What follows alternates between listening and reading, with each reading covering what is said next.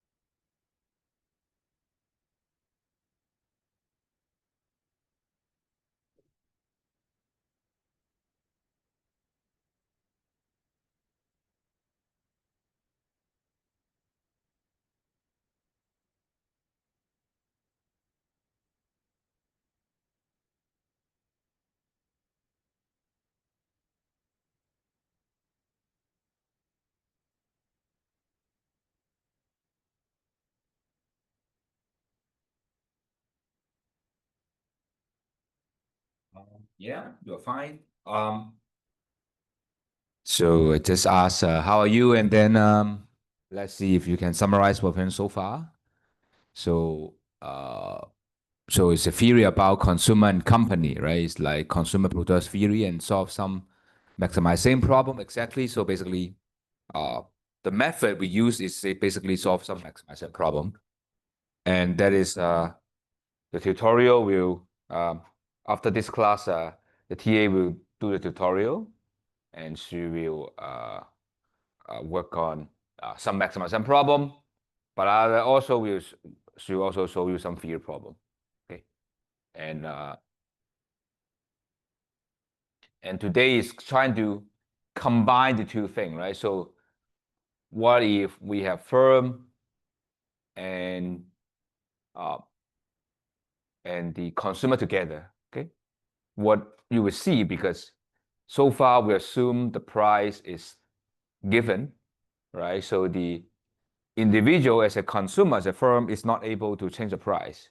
So, but then there is a missing pieces of the puzzle is what's the price, right? It's not something that, I mean, come from somewhere, right? Even in a communist economy, someone have decided price, right? So, but even that case, how the price is being chosen, right? In the market, no one actually choosing the price. So how the price arises. So that is the goal of today. So it's going to consider how the price is there. Okay, is that clear what we're doing? So let's go to slide number 3, equilibrium, I think. Okay. I'm not spending time on recapping because I think that shouldn't be a big deal, right? Because at the end of the day, right, what we do in the first 2 set of slides is to give you idea that why your demand curve, why your supply curve, right? And very soon you see while demand curve is really something that's still there when you talk about game theory, but the supply curve will no longer be something that very natural to say, right? Because when we supply curve, right, is saying that when we have this price, how much is being produced, right? But the problem is these are all the choices of firm, and the choices of one firm depend on others. So even the same price can have multiple quantity, depends on how you compete and how people think. So that essentially mean that the idea that there's a one-to-one relationship between price and quantity is not going to hold. Okay, so but it will be more clear later. But the consumer, we will safely to say they are having a downward sloping demand. So let us see the slides. It's not a lot, so don't worry. It's not something we're very ambiguous. We're very ambitious. So we are going to consider 2 types of equilibrium model. The first type is partial equilibrium, which you will find in most microeconomic analysis, the basic one, in the sense that you focus on particular market. You don't consider the spillover from one market to the other. So there's a partial equilibrium. For example, we study a firm is competing particular product market, but we will ignore the firm behavior in the factor market, right? We don't consider how we hire, right? How we buy the products, the capital good, the raw material. We forget about it. We focus on particular thing, right? There will be no spillover, right? For example, there's a more competitive in the product market, and all the firm are producing more goods, but that would cause the raw material market become change, right? The demand for the raw material is higher, right? Hire more worker and so on and so forth, but they will change, maybe going back, whether there be a cycle over there, or the interaction between different market. So the partial equilibrium is to forget about it. And the question is, of course, everything is related. The question is it a good simplification, right? Because if not, then you have to take into account, right? So that's why you look at supply chain literature, right? You have to look at whole supply chain, how the things spill out one over the other, right? If there's no such case, we don't need to do it, okay? So this is really depends on how we think the problem, whether in empirics or in theory, whether there will be a factor there, right? Suppose also we talk about chapter 2 is the firm, right?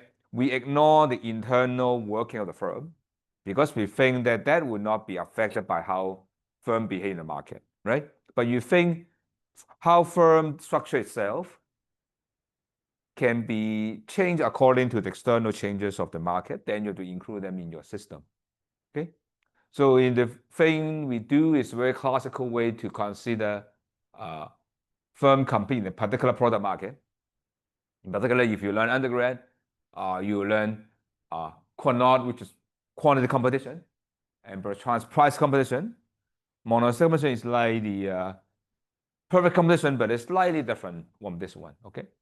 But these are all the basic, and they are actually fall into the category of game theory.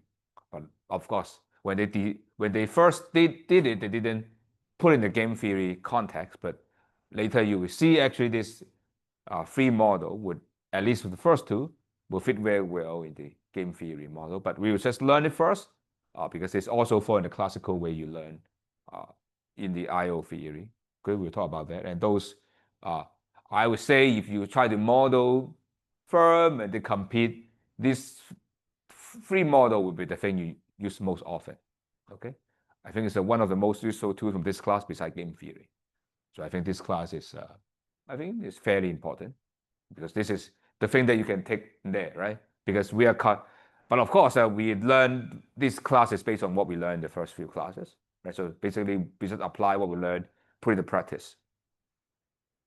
And I don't know if time, but with time, we'll go into the general equilibrium model. I think we'll go to some of that. And this is consider a case that where you consider several markets at the same time. Okay. And of course, we try to make sure that in the general equilibrium, we try to make all the variables endogenously solved. Okay. Means left no stone unturned. Okay. You try to solve the price, say, for the workers' price, the wages, capital market, the rental rate or interest rate, right? The product prices. So every price of many markets are solved at the same time. Okay. Of course, there's something we make exogenous, right? But depends on how much you go. That would be the idea, right? So, and say if you do finance, this is the basic asset pricing model. Okay. But we'll just touch on something very simple, and then you will learn something way more in asset pricing. Okay? If you include time, dimension there, and that will you can do a lot of things that you can consider why there's a rise of option, why the futures, and why those things, why with stock we have bonds, those kind of stuff can be explained in general equilibrium model, right? Because you in finance, right? You have to study the prices at the same time, right? You have to explain the price of bonds, the stocks, options, so on and so forth at the same time, right? Interest rate, right? The interest rate, right? Because how the interest rate comes about, right? And then how is the bonds market and the stock market related? All these things is simultaneously solved. You can't just focus on look at the stock market. It's not enough, right? Because the people thinking about investment have to buy bonds and stock at the same time, right? You can't solve just single market, right? So there's the reason we have there. Now let's go to the partial equilibrium model, which is something that you know very well with the standard the cross, right? The Marshallian cross, right? So let's start with that. So consider simple case of only one good, and just other good is fine, but we focus on one good and forget about other. So that is a very important. It's a partial equilibrium idea, right? We consider that the interaction in the one market doesn't spill over the other. Okay. And price of the good is P. Okay. And of course, we don't know where the price P is, but in aggregate, no one can move the price. So in aggregate, everyone cannot move the price, but they together can move the price. Okay. But we're just going to look at how the price is being determined, okay, by the aggregate effort, aggregate interaction between the agent, right? So individually, there's no way you can change the price, but in aggregate, we can change the price, okay? And so that is the very interesting thing there, because everyone is very small, okay? And of course, if you look at game theory, it doesn't require you to think everyone is very small. It's everyone, if you have the belief that he is not changing the market. So you don't have, it can be just one guy or two guys or few guys. As long as they think they can't change the market, okay, then it will fit the model. But of course, the realistic case will be why he thinks he can't change. Of course, he's small, right? That will be consistent, right? But of course, everyone have believed that he's cannot change the market, then this would apply. Okay, so this makes our life easier. We start with I consumer, and each consumer have income yi. So here the yi is given, fall from the sky. So someone give him the money. Okay, so we are not going to explain why and how he has the money, right? So that's important. And that is very important now based on what we learned in the first set of slides, first two class. There's a Marshallian demand. So remind me, maybe I just do a short quiz. How can we have what is the assumption behind the Marshallian demand? Don't look at your slide, but think carefully. How can we have the Marshallian demand? Or if you want, you can check this out. I'll give you 1 minute to answer this question.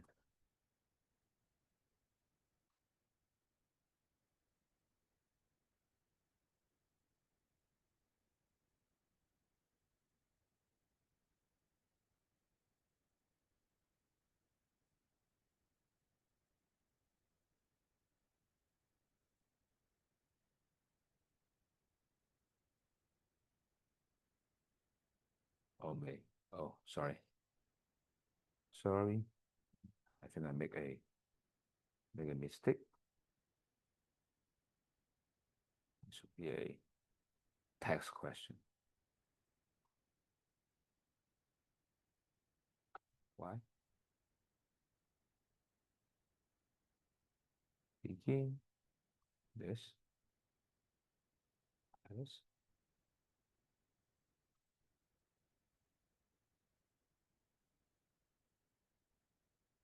Yeah, let's have a 2 minutes. Okay. So think, what is the assumption behind that we have a Marshallian demand? Okay, downward sloping Marshallian demand function. Try to think about you can check your slide, but it'd be good if you don't check so that you know what's going on. Because I think that's important. But you can check out your slide and tell me what assumption that we need to have in order to have a downward sloping Marshallian demand. You can check your slide and write as complete as you want. Of course, better check the slide, don't use AI, right?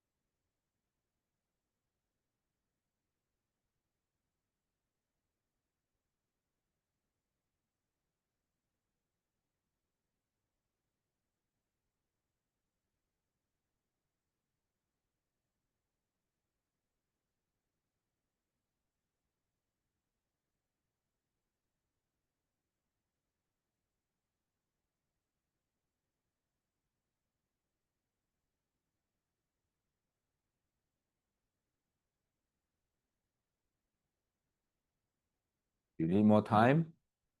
Maybe 1 more minute because I guess it's already done. Sorry, I can't do it.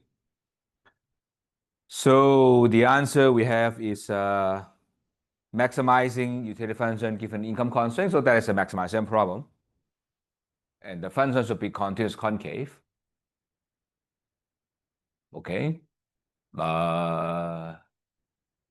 Rationality, homogeneous price and income. That is the property of demand function. But what is not about assumption to have a demand function, right? I think this is a very good one. There's a continuity, monotonicity, and convexity, and that is giving us the right utility function. But that's not enough yet, right? Because that is only saying that the consumer has a preference that represented by utility. That's right. Okay. And the same here, right? So the answer should be adding up what you have said, aggregating up, everyone is right, right? So first is you have the consumer who has a rational preference, right? And the preference would have a convex, monotone, and continuous. So that is your utility function. And once you have that, the guy is maximizing his utility function under income constraint, but not yet. He is a price taker. And add up all this together, then you have the demand function. Is that clear? So, I mean, when you write a consumer who has demand function already, you assume this kind of stuff. Okay? So I hope that is now it's very clear because that's the main goal of this class. It's not about asking you to derive the math, but rather understand when you write the model, what is the assumption behind. You know what's going on there. And then when we do empirics or do theory, you know what to look at, right? It's not about solving the calculus. That's obviously have some reasonable meaningful point, but I think you can easily check the math from the textbook. But rather, I want you to understand when you write something, what's behind it, right? That is I hope that's convey the main message. Same as actually, I suggest you the same. Even you do regression, you run regress YX robust. You know what you're doing, right? You know what is assumption behind the regression. Same idea here, right? You know what's going on when you write a demand function. Okay, so I hope it's clear what we have to go basically all the way. At the price taking is the thing that we're doing, right? If he thinking and change the price, then it's not going to be have a demand function, right? Because he decide what it is, right? He don't think how much you demand change the price, right? So that's a price taking. Okay, so I hope that's clear. Now, there are many individuals or many consumers, the I of them, you add them up all together, okay? That give us the market demand, right? Because just adding the same thing, okay? So it's very simple. The Q is just basically sum of them, okay? And the P is the same, right? Because it's the same price, you add up all the demand, right? So it's a demand function. So given the price and the list of income, so what will be the demand, okay? So do note that this is something that is not explicit when you don't write the math, right? Because what you learn in the undergrad, that's something you learn, if you still recall that. So let me draw a picture. That is what you learn in the undergrad, right? Let's see, I don't have a graph here. So in the undergraduate textbook, that's what you see. There's something like this, right? There's a guy number one. This is quantity. I think I have Q, right? And this P. This is the first guy, right? And do note that in the terminology, this is not a demand curve. This is an inverse demand curve. Why? Because demand curve is the quantity, right? The demand. This is the y-axis is the price. So this is the inverse demand curve. But anyway, and it's okay to call it demand curve. No one will be that picky, but I mean, if you to be correct, right? But this is a guy number one, right? And when you learn in the let me do the guy number two, right? When you learn in the principal class, you say this is Q2, right? There's guy number two, right? You have the demand there, right? And then so the undergraduate textbook say, okay, add up together, right? And this is the big Q, which is say suppose you only have two consumers in this world, right? And you become more flat, right? Why? Because the same price, and maybe I use other color, right? Suppose this is the right. This is price P star, right? And this is Q, I know, Q star one, right? That's particular price, particular quantity. And you go all the way here, the same P here, right? And Q2 star here, right? And go all the way P, right? What is the value of here will be Q1 star plus Q2 star, right? So it's when you learn the terminology that they call the horizontal summation, you add up for the same price, add together, right? So that's what it is. But it's not entirely clear, right? And this, right? This you learn Marshallian demand is not just price, but rather also on the income, right? The income is very important thing, right? And when you add them together, then this thing will still depend on their income, right? It's not total income, but rather the income of each individual, okay? Right? This demand depends on his income. This demand depends on his income, but the market demand depends on income of each individual, not total. So that's very important. That's a very, very important point. I have to emphasize. It's not the individual, it's not the total income, sum of the YI, but the aggregate income, of course, it also depends on distribution of income. It's income. So why that is the case? Why this is important? And in fact, I can tell you a business insight or story, right? Now, you guys are, I think you born after 90s, right? I get most of you. And when I was born, I was like 80s. Okay? At that time, what happened is 80s in China is what we call open door policy in China, right? Before that, it's not open. And at 80s and 90s, there's many people from Hong Kong actually go to mainland China to do business, right? And and and they're very optimistic about going to do business in China. Why? One famous argument is like this, okay? There are 1.3 billion people in China, okay? If everyone gives you $1, then you have 1.3 billion already, right? That is a very, very common basis. That is what they said, right? It's like you 1.3 billion, right? Even you get 1%, then you already huge amount of revenue. Okay, so that is what they said. So what's wrong with this statement? What's wrong with this statement? What's wrong? What's wrong? Of course, the eye is super large, right? And why? Why? What's wrong with that? What's wrong with that statement? At least at that time, what's wrong with that? The GDP is high enough as well. It's not something that they don't have high GDP, right? I mean, even at that time, before open, the total GDP is not, I mean, not that small. Okay, it's okay. It's reasonable. I mean, everyone can give you $1 for sure at that time, right?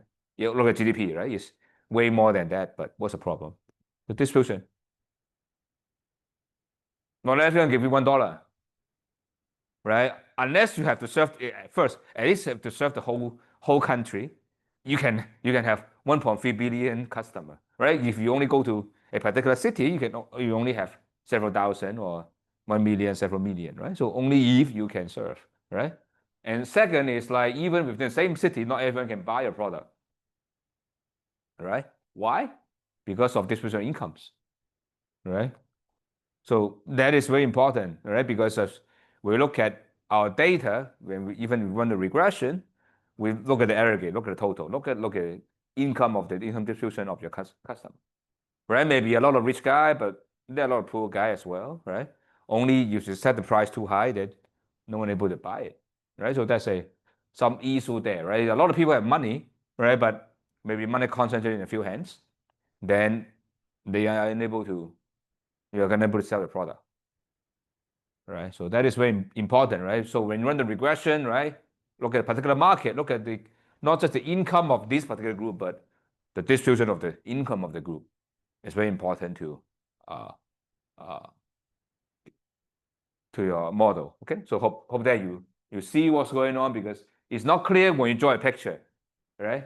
But when you do the math, right, it's clear that it should depend on the list of income of each individual.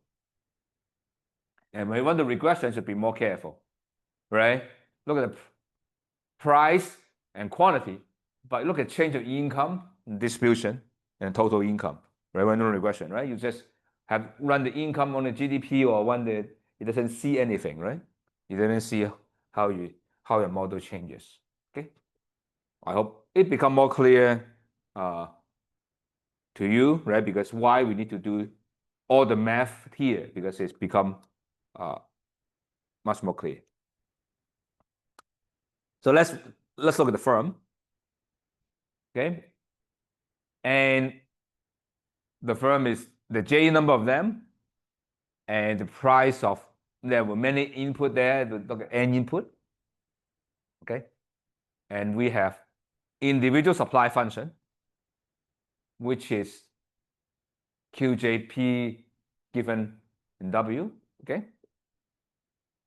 and the product function for firm J is PJ pi. Okay, so just a short quiz. Again, I try to see if you understand what's going on there. Let's see if you understand this time to make it correct. Okay. So what assumption is needed for us to write uh, individual supply function, individual firm supply function. Okay. So let's ask this question. Of course, you can check out your slide, but shell slide's okay, right? But just no AI, right? Maybe we give you this time I give you 3 minutes because last time I don't seems not everyone is able to answer that. So let's do 3 minutes. I think it's important because as I said, this is the most important part of this class. I want you to know the assumption behind what you're writing. Try to work it out. I mean, by working it out, then you know whether you know or you don't know. If you don't work, you don't know whether you know or not.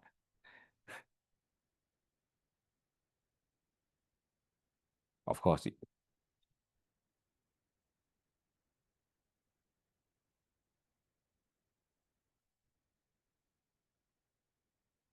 supply function means the supply curve, right?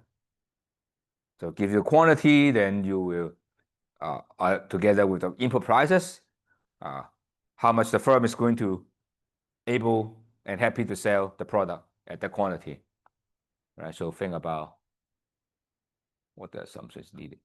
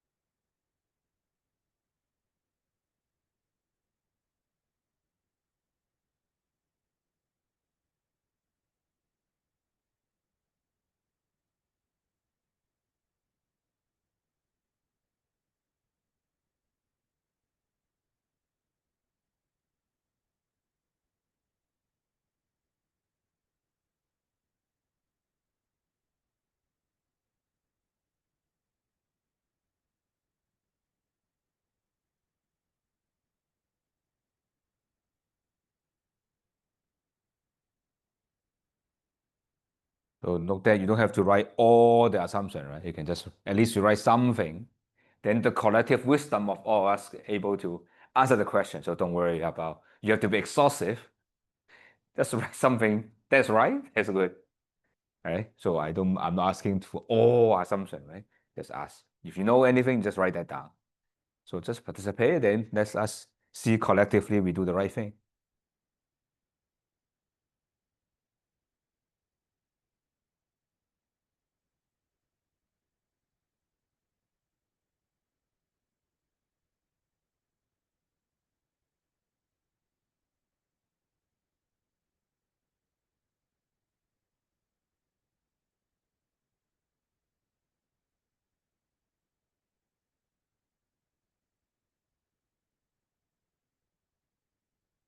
Price taker, yes. I mean, have to price taker, right? Otherwise, as I mentioned already, if they are not taking the price as given, then basically you got a game theory, then basically there's no supply function at all, right? Because there's no price that people would supply, right? It depends on how you think. Supply function is continuous increasing and cause concave. Uh,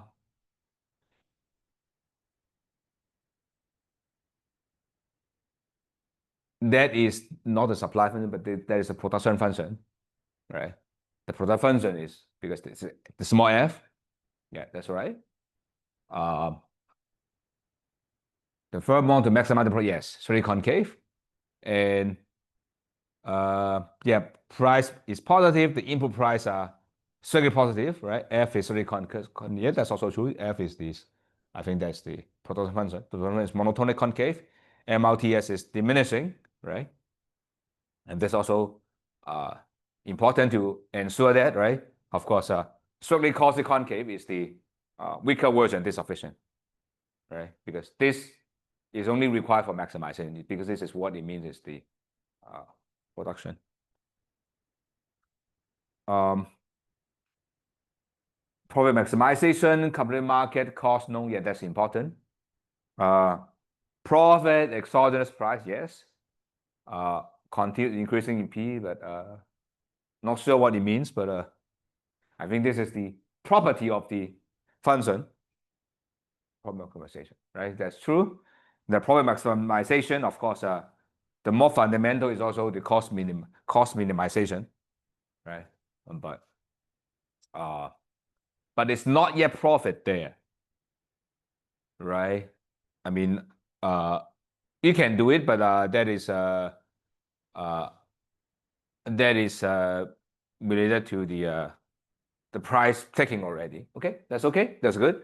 I think you guys know now what is assumption behind all this. Okay, how you get the profit function as well, right? The quantity function is depend on price, and this one, right? This is the outcome of profit maximization. Right? This is the profit function there. Now you add them up. Okay. Again, you have to be very careful when you write this. It depends on the input prices. Okay. And input prices can change as well, right? And do note that I write that down here is every firm may use different technology. Okay, so it means that even the price change in certain way, then different firm may have different sensitivity to the input prices because technology is different.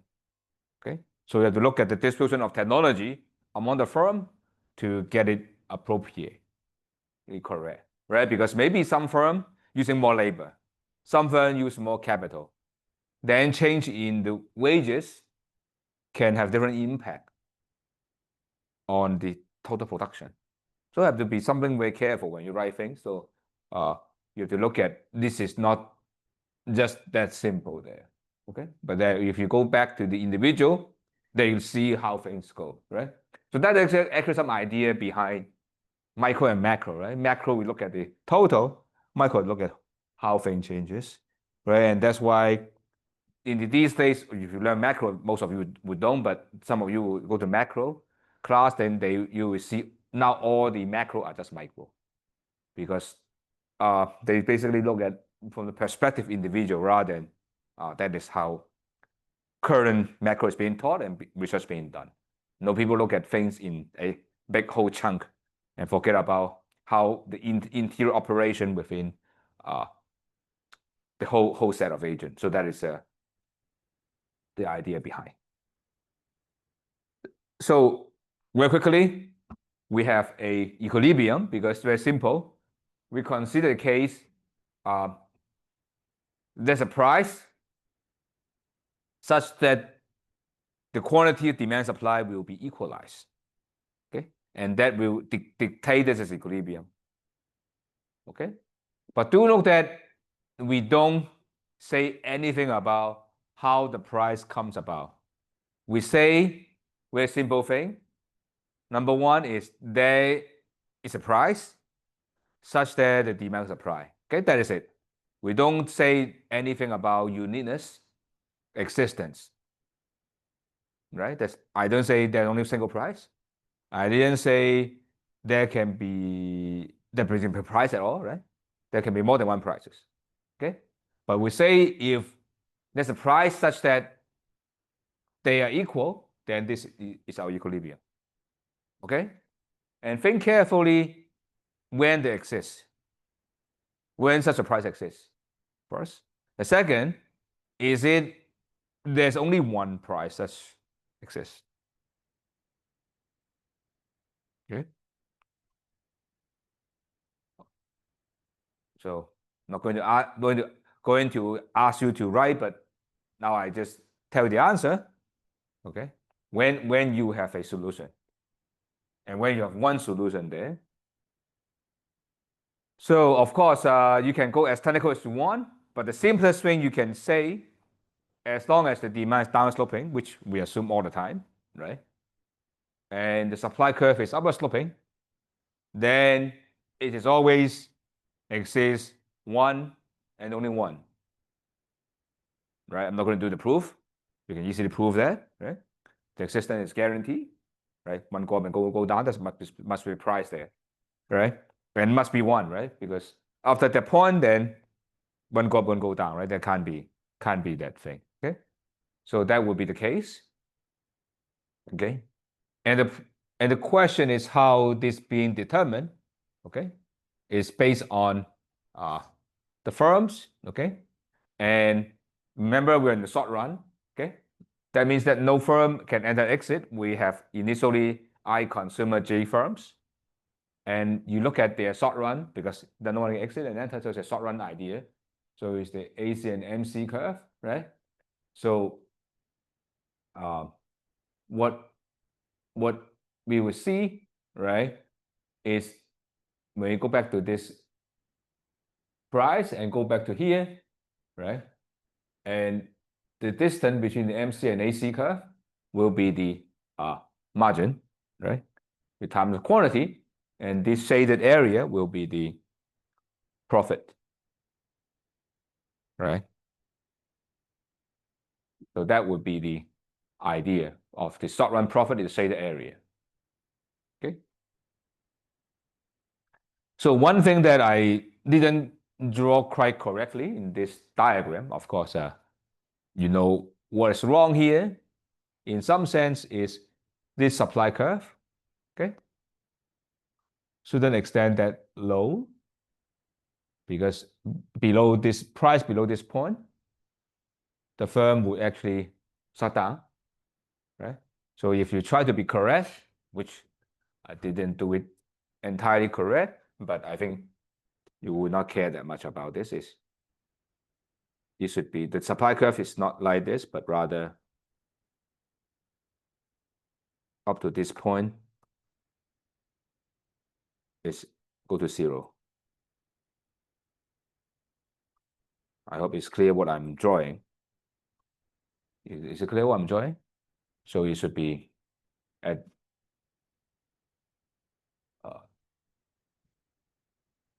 only at this price, you have some quantity. Okay. And the price here, sorry, I should draw it. I should draw it this dimension. Sorry. The supply curve should look like this.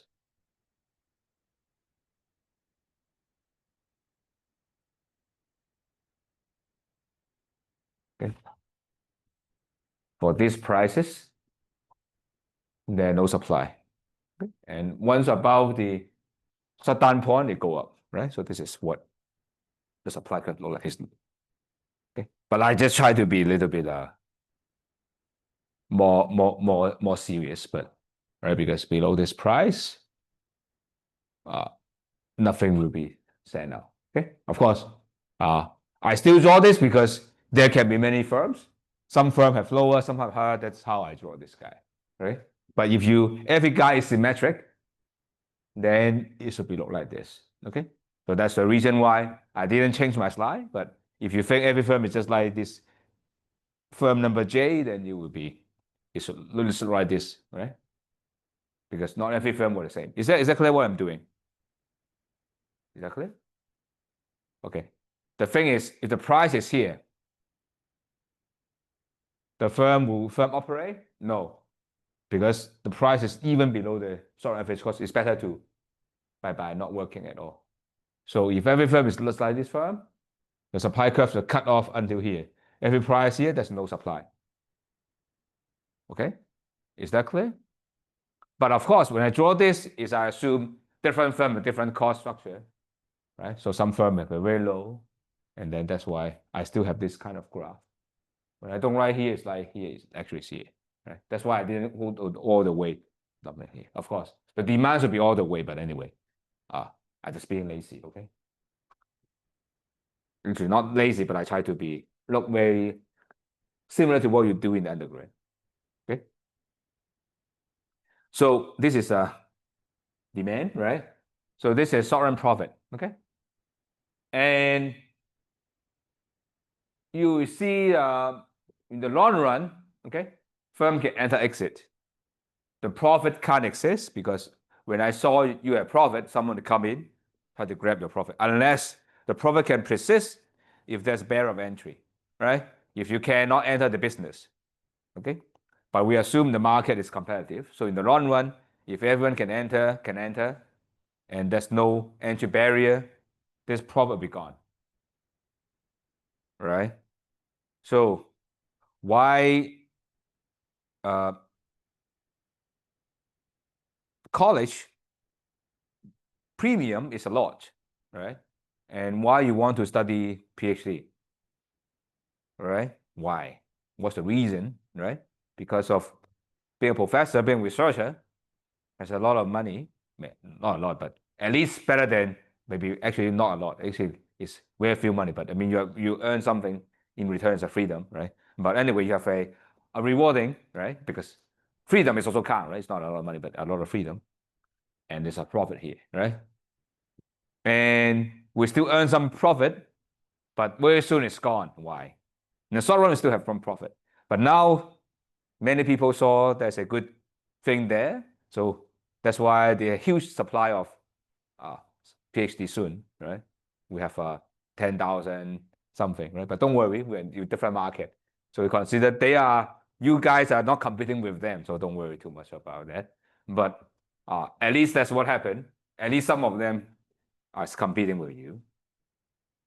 So long run, it means that the firm can enter exit. So one thing is when enter exit, that means the number of firm is endogenous determined, right? Because consumer is kind of fixed. You can't create consumer from nowhere. Of course, you can create babies, of course, but that is too long run. Okay, it's super long run. In the short run, consumer fixed, but firm can easily enter and exit. Okay, so in that case, and this is endogenous to the model, so that's why at the very long run, super long run, when there's no entry barrier, the profit will be zero.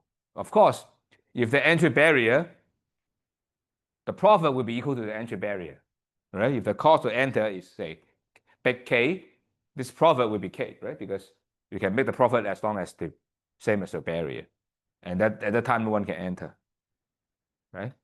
So this is trying to solve the model, telling you that how the entry barrier being done. Okay, so that is long run is to take one more thing endogenous is the number of firms. Okay, is that clear? Of course, you can solve the model if you want to say, I want to endorse a number of consumer, which is also doable, right? Maybe you can say consumer can enter that some way, right? And why do they enter? There may be some limitation they can enter, right? Maybe you look at utility or there's some story to explain endogenize everything. Well, everything can be endogenized in the model, but you have to determine an equation to solve it, right? Because you have one more variable to be determined, you need one more equation, right? So that means that if you want to do something, then you have to make another condition, right? To endogenize something, right? Or how it being determined, right? So you have to figure out, right? Because remember, when you write this, is non-trivial. You're thinking about a firm entry problem, which we didn't say it. I should have made it more explicit. But that's firm entry problem. Firm will enter as long as his profit is more than zero, right? Because it's free entry. So once we have this condition in the long run, in addition to the profit maximization problem, then you have this. Okay, so although it looks very simple, but introduces a concept is if you want to endogenize something, you have to make a decision that ask agent to solve, right?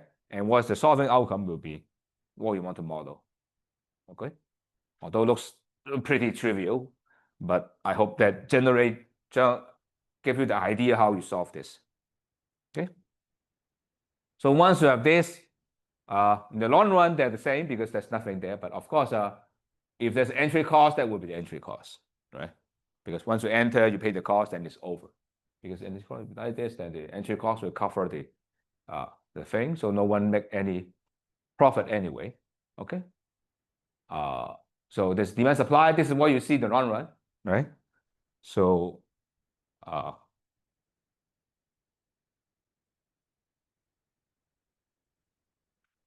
and let's weigh this after the break. I think we had talked about the market very well.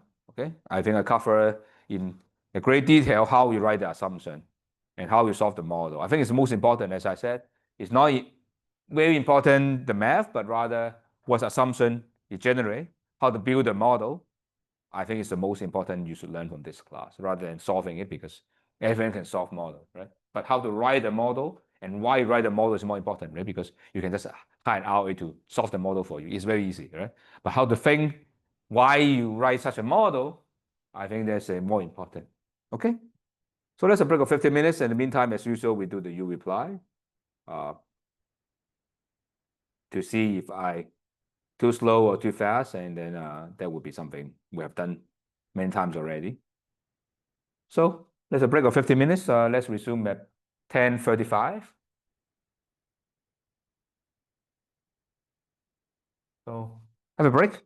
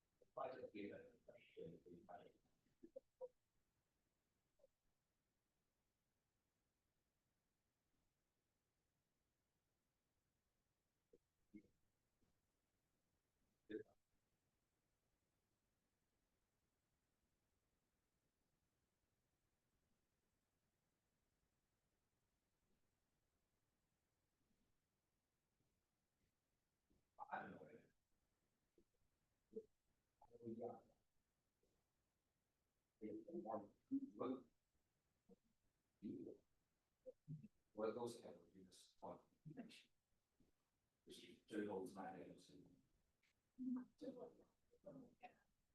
一个人他可能成本工资的3.5倍，那大概在最后一个人就是说，比如说从8点到后，最后一个人3点3点。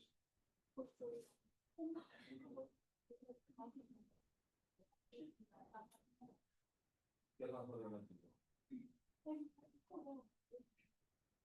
我可能也对大概有算正数，但是你说可以大概是后面建工会先把这个后面那个地点没有，就是最后留下来的。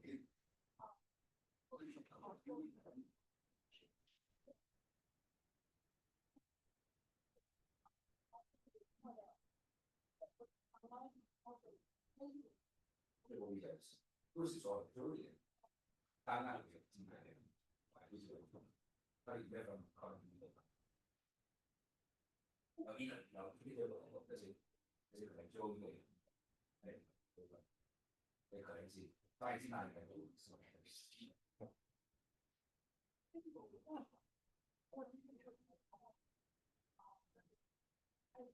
那你可能是所有的都能干，但进来的都是。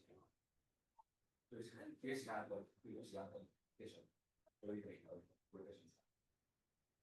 对，其他的。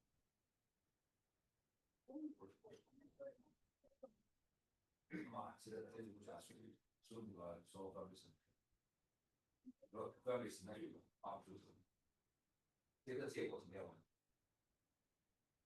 这个就我这个建议的，如果是那就表示那种。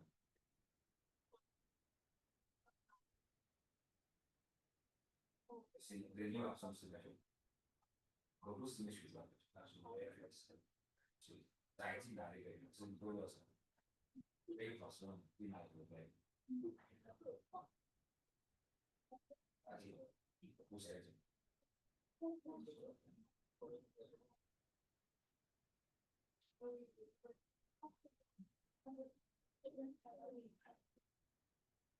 因为不是那种，对，我如果哪一方面是那种。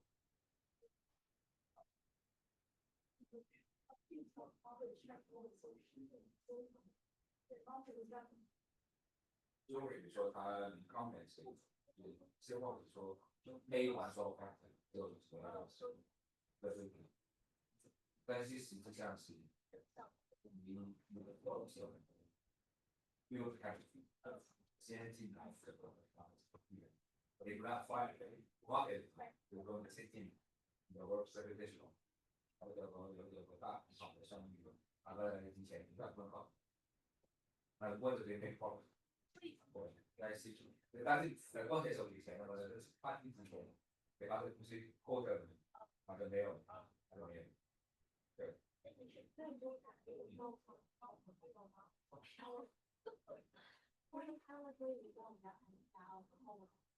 哦，对，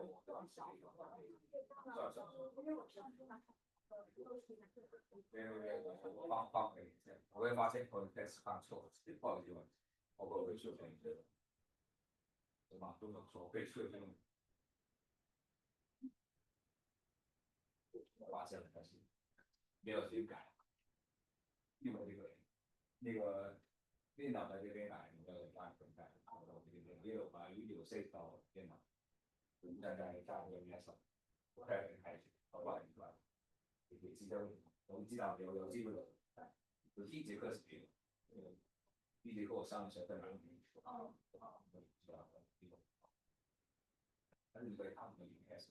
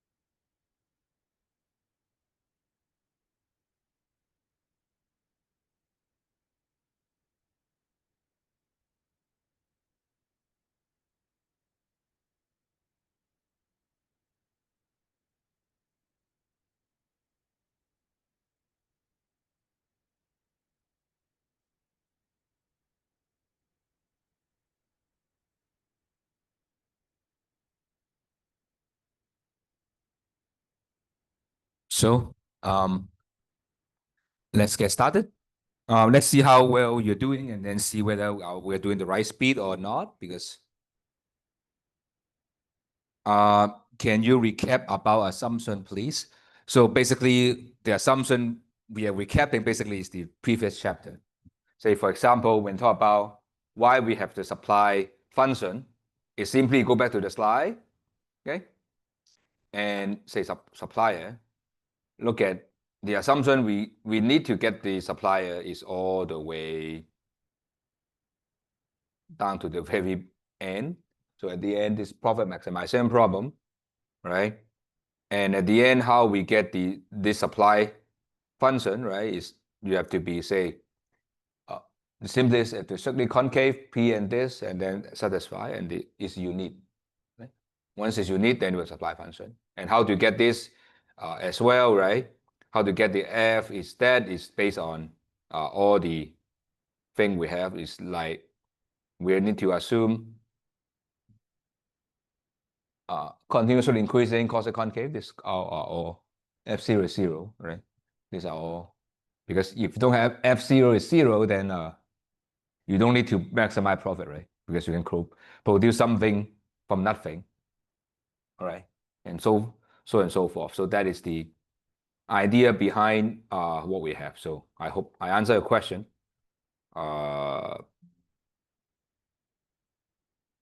And the price taking, right? So that's basically just the assumption that allow you to write your profit maximization problem, and the assumption that require you to solve the problem uniquely, have a unique solution, and the solution exists. So that's a two set of solution.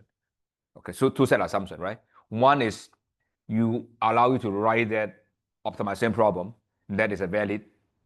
What the second is, what are the assumptions that allow you to derive the solution is a unique outcome. Okay, so that's a two set of, and that is already, we have that there. Okay, I've answered the question. Okay, need to recall because it's because of that. Oh, no one say sunny. Oh yeah, that's not sunny. That's right. Key point. Okay, I guess this is always a question. Also, I have the same question. Some of you thought, right? If zero profit, why we are in the business? Okay, so probably I have in several things I actually explained some of you already. So why zero profit? First, zero profit is there because we assume one is every firm is symmetric. Okay, if firm are not symmetric, you don't have zero profit, right? Because maybe one firm is very efficient, right? So he can still earn some profit. That's fine, right? And the only thing you say zero profit is the marginal guy, the last guy, right, is making zero profit. Or you can say more specifically is another guy come in, he become negative profit. Okay. Anyway, the first thing can still a positive profit. Anyway, the last guy come in is negative, then he'll exit. Right? He's going to stay there, right? Then when exit everyone become positive, it's still okay. So we will say equilibrium will be in the way that anyone who would enter is not worth entering, right? So that means the zero profit. The first thing, not necessarily. I write this is because of symmetric assumption. If it's symmetric, then you have that. Okay. If you drop the symmetry, then we only require when the next firm enter, that guy enter getting zero profits and no one entering, right? Because remember, we didn't write down because I should write down is we have a entry decision phase whether the firm will enter if the profit. Firm will exit if you're making losses, right? So in that case, you can solve this equilibrium such that actually everyone making zero, right? But if firm are heterogeneous, it not be. That's my first response. The second response to you is, although the firm are making profit, it doesn't mean that we mean the profit here is economic profit, not accounting profit. Okay, there are many reasons you can still make accounting profit, but it's not economics. For example, you are the first one into the market, right? You build the repetition, you build up your image, okay, which is intangible, and no one can buy it anyway, right? It become part of your firm, part of your cost advantage, and that should have some return to that, right? That part is profit, right? Or it's not marketable, all right? So suppose like this, you're very smart, okay? You write a lot of papers, okay? And you can write a paper in 10 seconds or maybe several months, like maybe make it more realistic, right? We can write a paper every half a year, right? If you're smart enough, right? Even entering the market has no profit for newcomer, new PhD student, right? They look at new PhD student coming in, they look at, okay, how much the cost he can do, right? It's zero. But you're smart enough, you still can make profit, right? You're still enjoying the rent, right? Even though other one is zero. Is that clear? Because human capital, right? You cannot sell it anyway, right? But once you enter the system, right, there's some return to that as well, right? So the same idea here, okay? So I guess I hope I answered the question. So accounting profit you observe in the real world doesn't imply there's zero profit. And second is entry barrier, I said, because in the world, many industries entry barrier, right? So you can't easily enter the market easily, right? That's why, as I said, that's why doing the master degree and PhD degree, right? Why you're doing, because you have to spend at least 5 years in the graduate school, right? To suffer, maybe or enjoy, right? And not everyone can come in and go, right? So you take, at least do that, right? So that actually part of your rent, right? Why you're earning that profit? Because you are good at studying or solving some problem, right? Compared to others. So you're doing good. You pay very little cost of doing so, or even enjoy doing it. So you have utility derived from that as well, right? But for many people, they hate this research exercise, right? For them, the benefit of doing research, which are the cost of doing research and the salary equalize. There's no profit for average individual to enter into the PhD business, right? But you enjoy it, you have very low cost, so you can still there.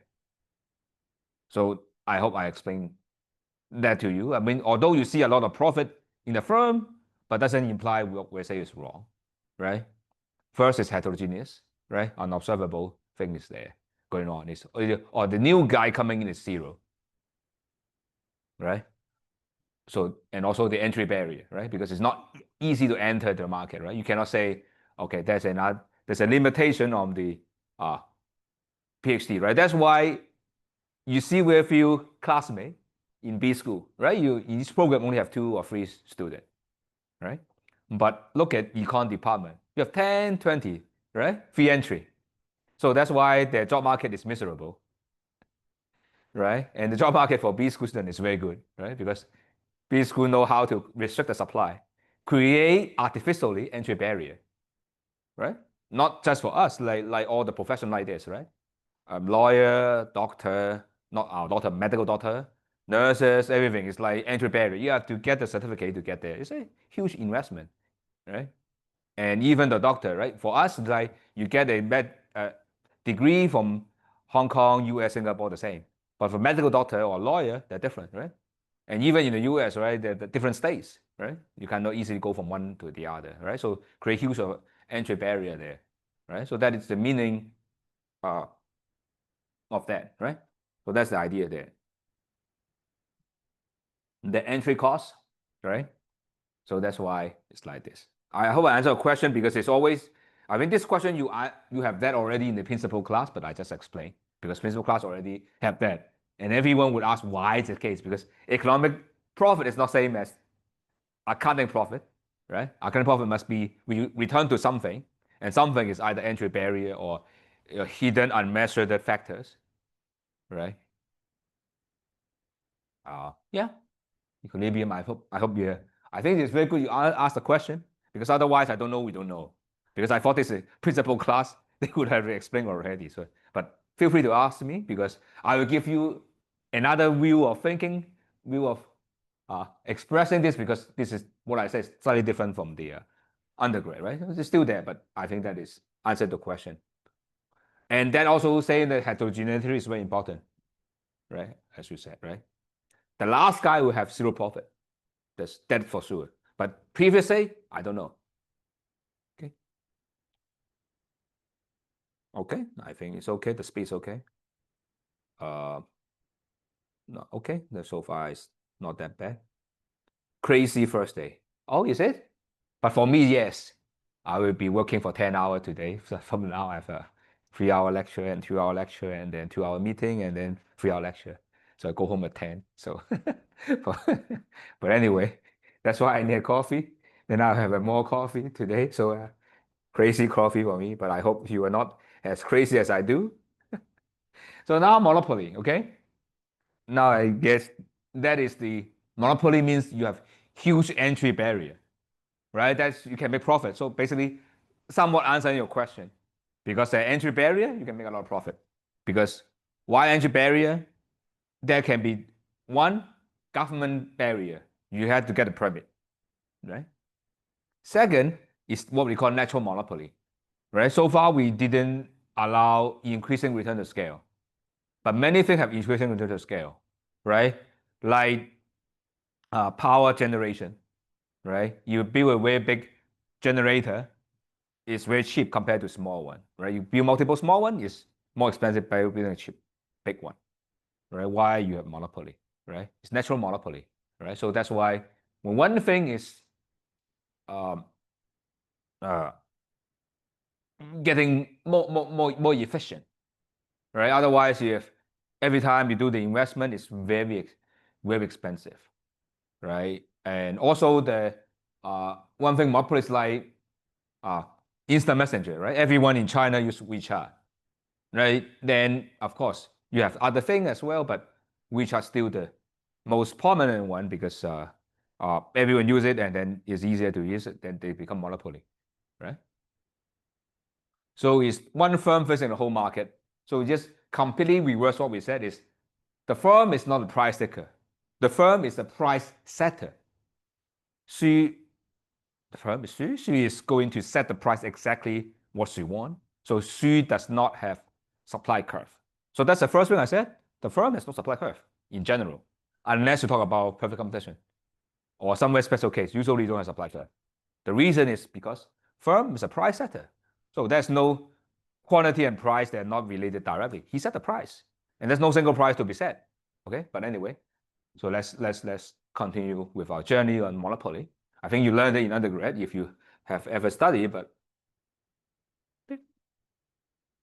so now consumer is also same as before. There's an inverse market demand there. Okay, he just look at the inverse, the demand is QP, downsloping, but the inverse demand PQ is the same. So I think this is the first part there. Okay, why? Because why we write that? Because the firm is going to pick a price or pick a quantity. You will see the same. Okay, because firm is facing the whole market. He can pick whatever the demand curve, looking at the quantity, or pick the price. So depend on what you think. If the thing the firm pick the price, he's facing the market demand curve. Okay, if he pick the price, then he will face the inverse demand curve. The same thing, right? Because it's 1-to-1. Okay, so this either you think it's quantity or in terms of price. Okay.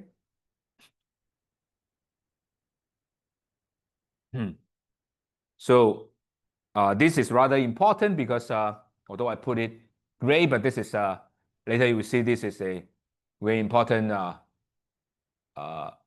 quantity, which is you look at demand curve, but you take the log on both sides, right? And took a demand on that, but this is elasticity of demand, right? Or either you do this formula or do the other way, right? It's the demand curve, but you multiply by this price quantity ratio, okay? The slope of demand curve times price quantity ratio, okay? Or if you don't like this, is the percentage change in quantity over percentage in price, right? That's what log means. So that means one change in price, how it changed to the percentage change in demand, okay? And there will be three different terms depend on whether negative, more than negative one or less than negative one, because it's downsloping. So that is later you see this will be the key to our model. Okay, so that's very important. Although I grade it, which means that I don't ask you to, in particular for your stuff. Okay. So let's look at this. So we look at the quantity case. You can choose the price, but classically we look at the quantity. Okay, but you can look at the price, the same thing. But look at the quantity. It's like maximize profit. Okay, P times Q minus CQ. Okay, but you can choose the P. Okay, but what's different between this and before? What's different this and before? Right, the same thing, right? Profit minus cost. What's the main difference between this and the previous chapter? What's that? The main difference is P is given by Q. Before, P is exogenous. Let me make it very clear. In this equation, P will change to Q. The more you are going to sell to the market, the price will drop, right? Because you're facing a downward sloping demand curve. So that's a key. Let me repeat because it's very important. If you don't know, then you will make a mistake, right? So the classical case is when the price taker, P is given.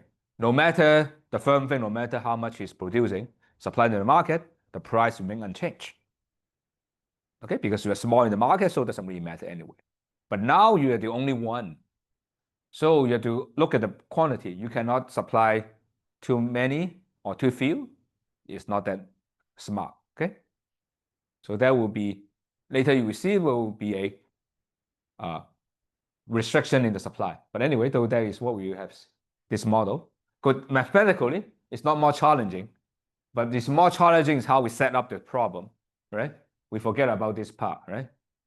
Now we get it back because you have some effect.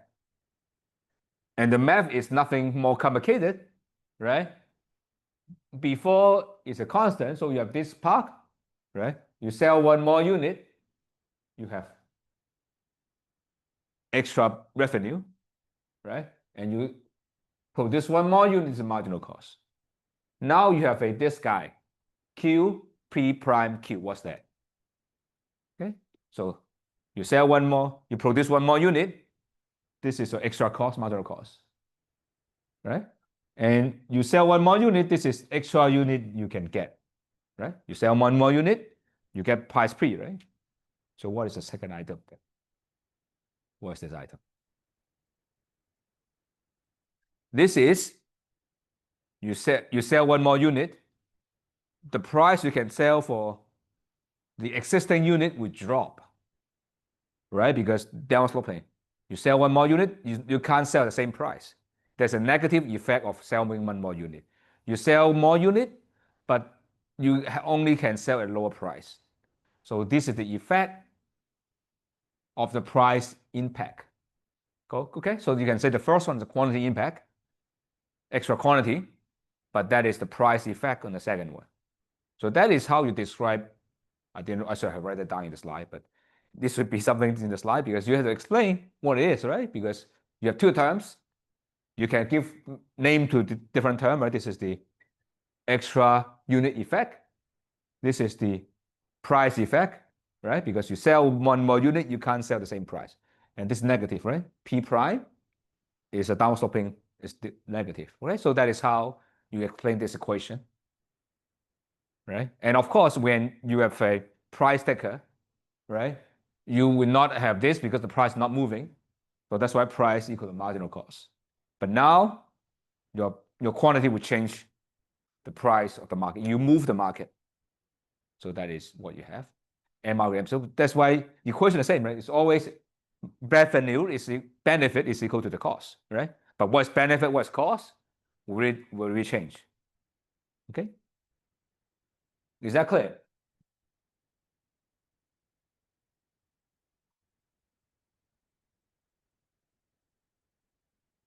Now let's rewrite this guy. Okay, this is the equation. Let's divide the left-hand side. Take out the P. Okay, just P there. Okay. Just look at this one. Take the P out. Okay. You become 1 plus Q over P times P prime Q. Okay. But what's this? This guy is this what we said, elasticity. Okay, but 1 over because elasticity is Q over P, right? And everything is just inverse of the elasticity. Because elasticity is changing how 1% change in price, change to 1% in demand, right? Yes, in demand. And you will see the left-hand side is the marginal cost, the right side price, right? So this guy is a markup, right? If you learn macro, it's a mark. This is how you mark up the thing, right? The inverse of the markup. right? And this guy is negative, right? So because price must be bigger than the marginal cost, what does that mean? This elasticity must be less than -1, right? Because if E equal to -1, then this becomes 0, right? It must be big enough. So this guy must be positive, right? Because price is positive, this is positive, right? So this guy must be positive, and this guy must be bigger than 1. Sorry, must be smaller than 1 because price is bigger than marginal cost, right? So this is less than 1. 1 is out, and sorry, this is less than 0. So let me write that down. Let me solve it. So this guy, right, must be bigger than 0. And that means this guy must be bigger than -1. Okay. And if you, because this is negative, right? So if you swap, you have to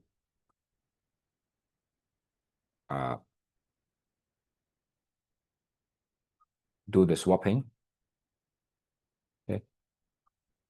And negative, then you have to positive again. Okay, just some math, right? Because this negative, you multiply both sides by that, the inequality swap, right? You multiply both sides by negative number. Inequality have to swap both sides. And if the negative, you just multiply. So -1 is less than that. Okay. So the monopoly will be operating in the elastic region of the demand. Okay. So that is something that is very important. Why? You may ask why is the case. What is elastic? So let's look at the proof by contradiction. Look at, suppose the firm is working at the inelastic region. What does that mean? Inelastic region means that you increase the price by 1%, the quantity will not drop by 1%, right? Because that is what the elasticity means, right? Is you change the price by 1%. Is it more than 1%, less than 1% by the quantity, right? Inelastic means that you increase price by 1%, the quantity will not drop more than 1%, right? So firm's reference is price times cost, right?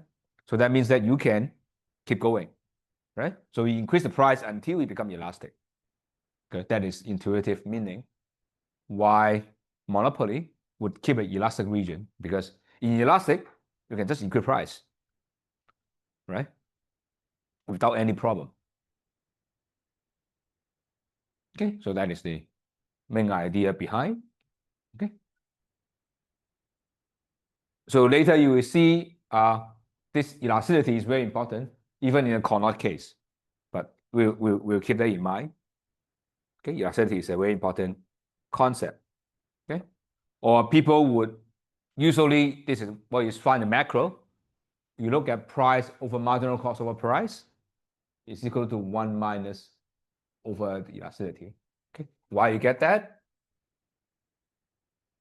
You just move this to the other side, move this to the other side, and divide it by P. Okay, just swap the two things. Okay, and you get this. This is what you see in the macro. Okay, the macro will tell you that price minus marginal cost is the elasticity. Okay, so ask what is the point of this, right? Why this is important is, one is regulation of monopoly, right? You want to regulate monopoly, you want to see the monopoly that they are charged excessively, right, from the government perspective. Then you want to see because the firm will misreport this guy, right? Because usually how we regulate monopoly is chart what we call is marginal cost plus. Okay, the firm if actually same for how many countries buy their weapons, right? So suppose I ask a firm to produce fighter jets or bombs or machine gun, whatever, right? Then they're monopoly, right? How can the government buy things from a monopoly, right? That usually they do is, okay, your gun will cost $100. Okay, I put 100% for your profit. Okay, you tell me your cost and I add a certain percentage, right? Or same as the water or anything. It's like you tell me your marginal cost, I add 20%. Okay, that is what happened. Okay, same as in Hong Kong. But do you think the firm would have incentive to tell you the truth? No, right? The firm would not. Oh, say you say 100 for each machine gun. Okay, 300, 400, right? Then you can you can report whatever you like, right? So you can't have that. How can you check it, right?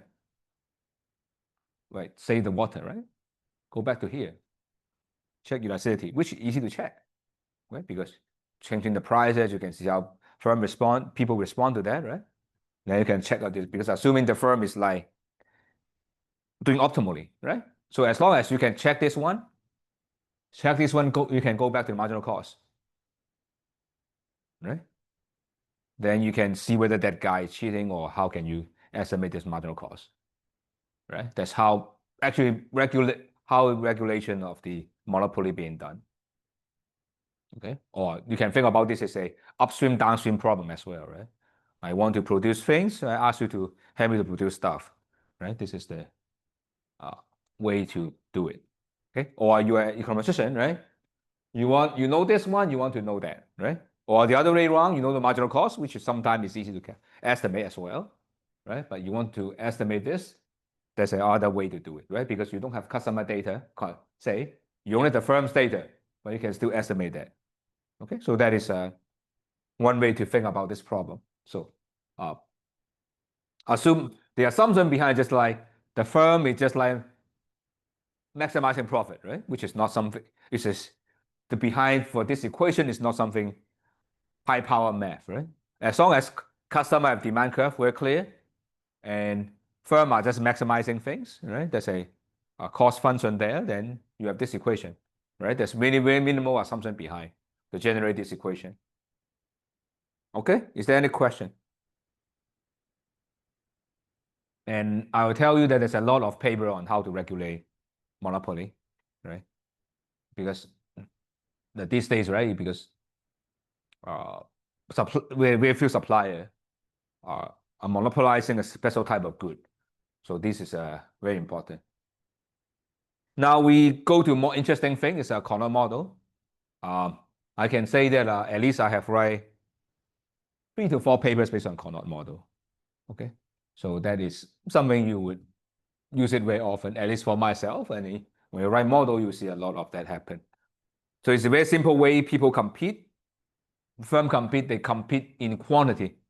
Okay, and you probably would ask, wait a minute, is it a case actually firm compete in quantity, right? Because they compete in price, right?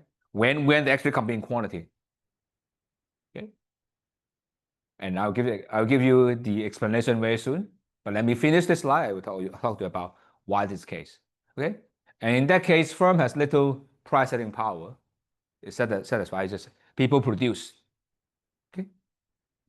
And it's good when the good are homogeneous. Okay. And the other best example will be crude oil market because every oil company is pumping oil and oil is more or less similar. Okay, and they can only change the quantity, not the price, right? Because it's easily substitutable, right? So they can't really set the price. Okay, but they can set the quantity. They do.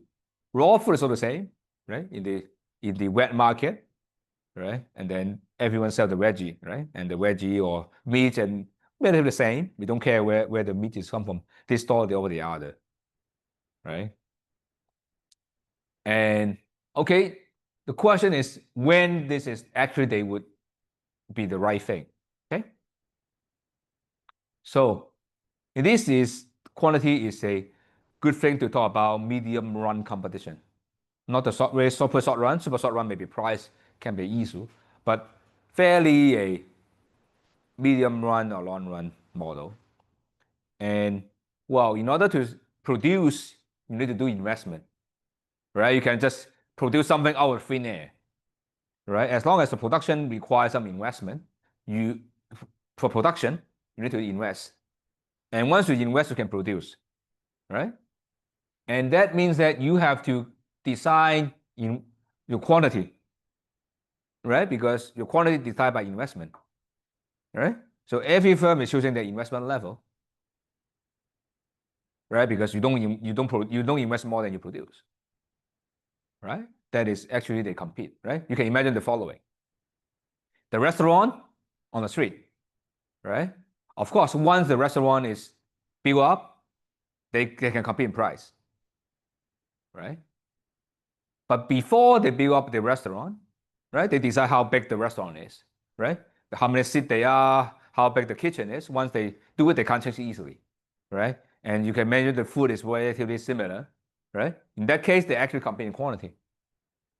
Okay, so that is actually what I said is not just a metaphor. In fact, you can build a model that actually say in the first stage they decide the quantity, the second stage they compete in price. That's we will do in the game theory class.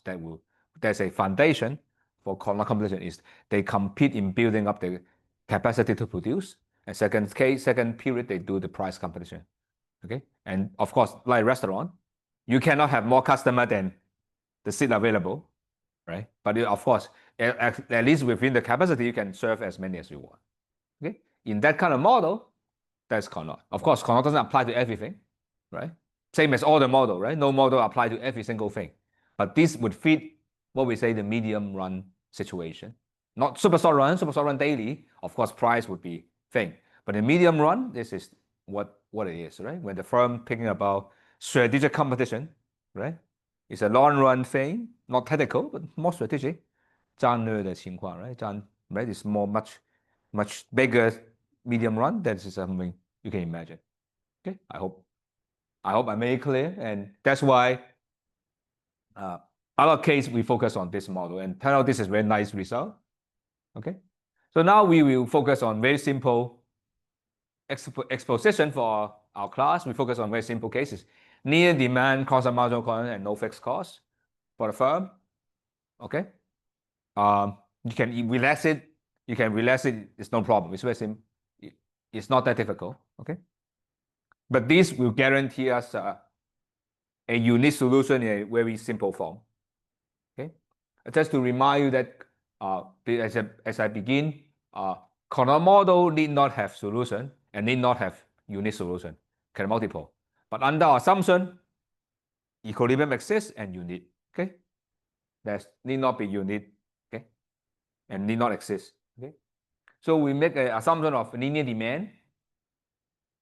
So the market demand price is according to A minus B, blah, blah, blah, the bunch of Q. Okay. So do note that when we remember when we demand, okay, should depend on income. But I just shut it down here, right? The income will determine the A and B. Okay. Because remember, right? Because the demand depends on income of the consumers. Okay, but I subsume it in all A and B. Okay, so that's very clear. And also, of course, different preference of consumer as well, but they're all in A and B. Okay, and of course, you can ask the question is, what kind of utility derive with this? Okay, there's another paper on that. But I will tell you this is what we call, the most famous one is called the quadratic utility model. Quadratic utility model.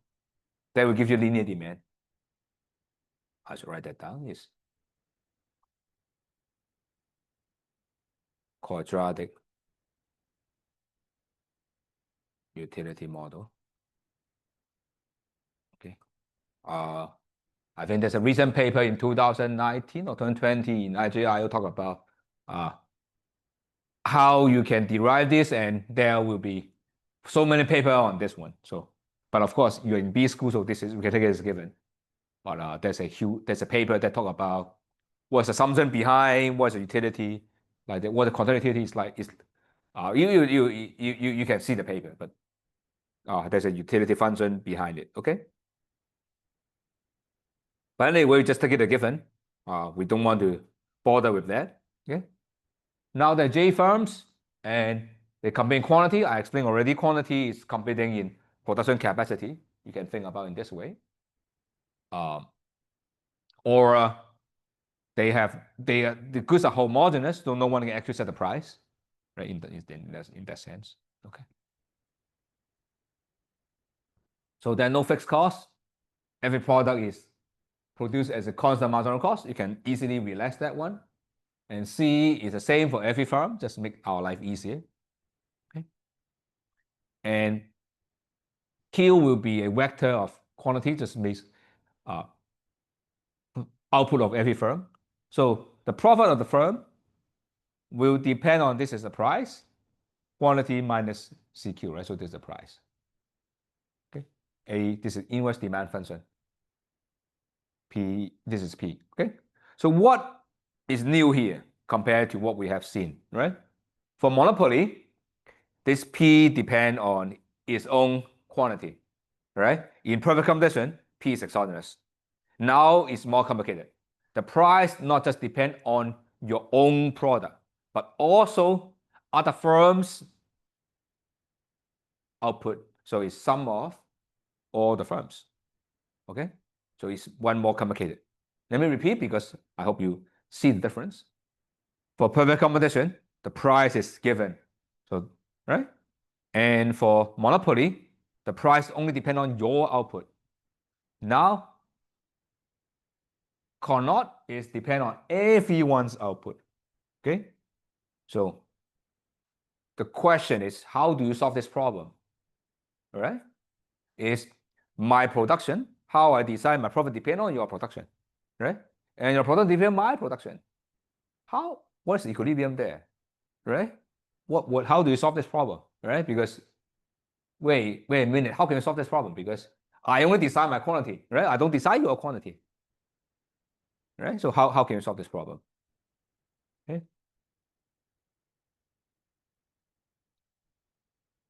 So we have to propose a equilibrium concept, okay, which is called the Carnot-Nash equilibrium, which you would guess because it would be very common because this is exactly the Nash equilibrium idea, but actually can date back to Carnot.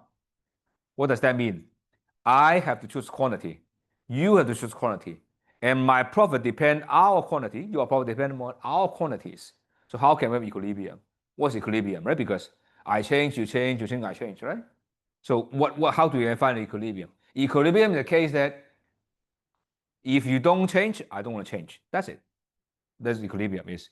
Given what you're doing, I take your choice is given. Okay, I maximize. Okay, everyone just take what other people is given. What you can do a lot of things, but suppose this equilibrium is what you do fixed. I maximize based on what I think what you're doing.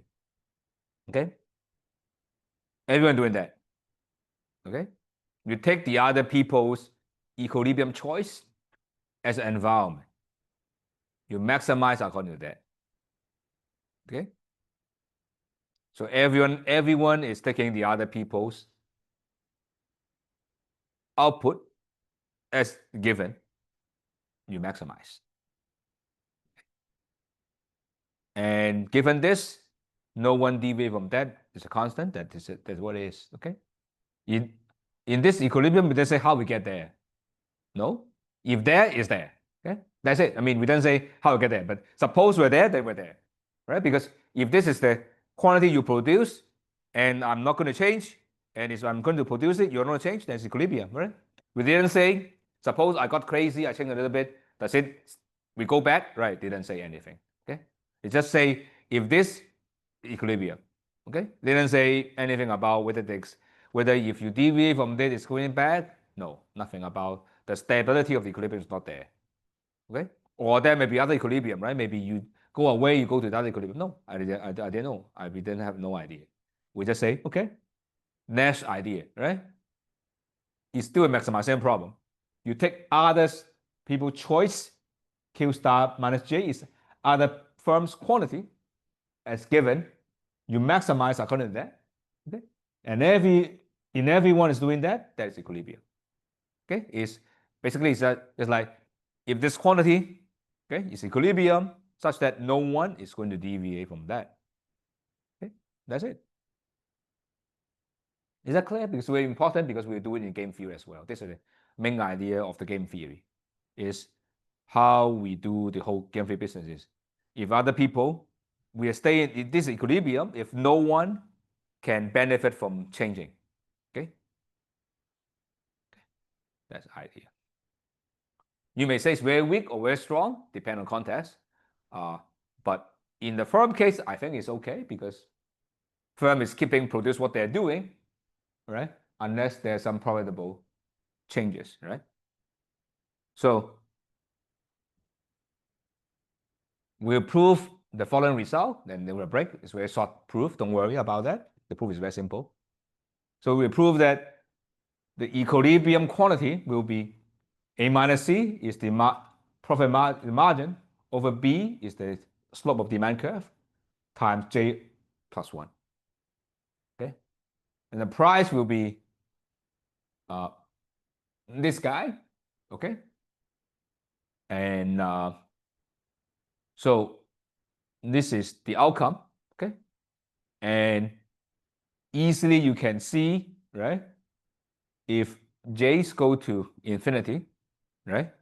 So you go to infinity, but very large, right? J very large. What is the Q? It will be 0, right? Because every firm is doing very small compared to the whole market. What happens to P? If J go to infinity, what happens? Just some math exercise, right? What? Yeah, exactly C, right? If J is very large, price will go to C because how you see it, you divide everything by J, right? Because when you go to infinity, that thing will go to 0, right? But that's going to C, right? So that is actually the Carnot model will converge to perfect competition, right? Firm is producing, every firm is very small, right? And every firm is producing so small, but in aggregate to produce so large, the price actually converts to marginal cost.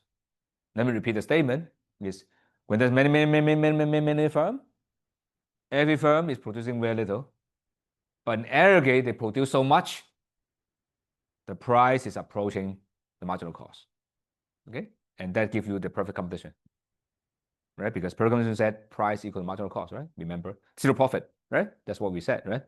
You already question about whether that's zero profit, right? That's why you can see, right? In this particular case, right? If firm is symmetric, is linear, no fixed cost, right? The price would converge to this guy. Okay, right? That explains one reason how you can get the zero profit condition, right? This, but of course you can add back if one firm say have different cost structure, then very low cost compared to other firm, you can calculate that firm can have profit even when J go to infinity, right? Suppose there one firm, okay, have like zero marginal cost, or well, not zero, but somewhat positive, right? It's increasing, of course, it's not cannot be constant, right? If constant, then he'll produce everything, right? But if the firm has a increasing marginal cost, right? And at least the first few units, first few firm, other are constant, right? Suppose all the other firm are constant marginal cost, and particular one firm is increasing, right? And all those firms are constant, making zero profit, right? But the firm is initially have a very low marginal cost, and they're making profit on those. Is that clear? What I'm saying? So let me write that down here, right? Maybe we can talk about the proof afterward, but the idea is like this, right? Suppose you have, let me write down more clearly. So suppose you have many firms have constant marginal cost, right? Maybe firm J up to 1 to infinity, right? And particular another firm, J number 1, firm 1, right? Q1, right? This is QJ. The marginal cost is like this, right? You may ask why like this, but anyway, he just have very low cost production at the beginning, right? For some reason, he is more efficient, right? In that case, right, this if you have free entry for this, right? Many firms come in, right? They're free entry, right?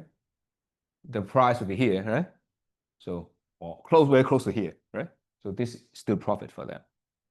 So that's why I explained, right? If you are more efficient, right, or you are more smart, right, or you have some reason you have lower cost, then you still make profit. Although all the other firm making zero profit, you are the one because more efficient, right? Or one way or the other, you enter the market earlier, you have some brand image, right? Or you're smart just because you're smart, right? Low cost, right? Then you earn profit, right? Even though all the rest are zero profit, you can still make profit, right? Just like, I mean, many these days, right? Look at the cell phone market, right? Only Apple or Samsung make, or maybe even Huawei making profit. Other people making almost zero profit, right? Almost all the industry these days, right? Only first few firms are making profit. Everyone is making very zero, maybe close to zero, maybe normal profit, right? Actually, only the very efficient one is doing. Look at, say, the battery firms, right? Only the first few company making profit. First three, the rest are making very minimal. Look at almost a lot of industry like this, right? Only first few firms actually making profit. The rest is making marginally something. So it's not very surprising at all, right? So just like even like the research market, right? Only maybe AC Moglu, Nobel Prize winner, or the very top guy, right? Making a lot of profit from academia. People like me is like marginal guy, right? Making just the zero profit condition, right? I work hard to publish, right? There's not much rent for me, but if you're very smart, this is a good for you. For every industry is like this, right? Look at the basketball or football, right?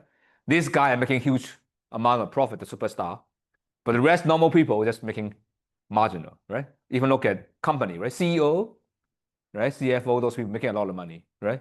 Middle manager or the front line worker making a little profit from that. Same idea here, right? If you're very good, yes, but otherwise you're free entry, so it's very hard. Anyway, um, let's have a break of 15 minutes because I don't want to bother you too much.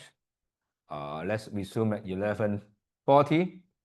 I guess I don't want to bother you with the you reply, but in any case, I just leave a question. I just want to leave you one question here in case you want to say anything. Uh, just any comment, okay? If you would want to have. If you don't have anything, just don't need to write anything, okay? In case you want to say something. Okay, don't worry about that.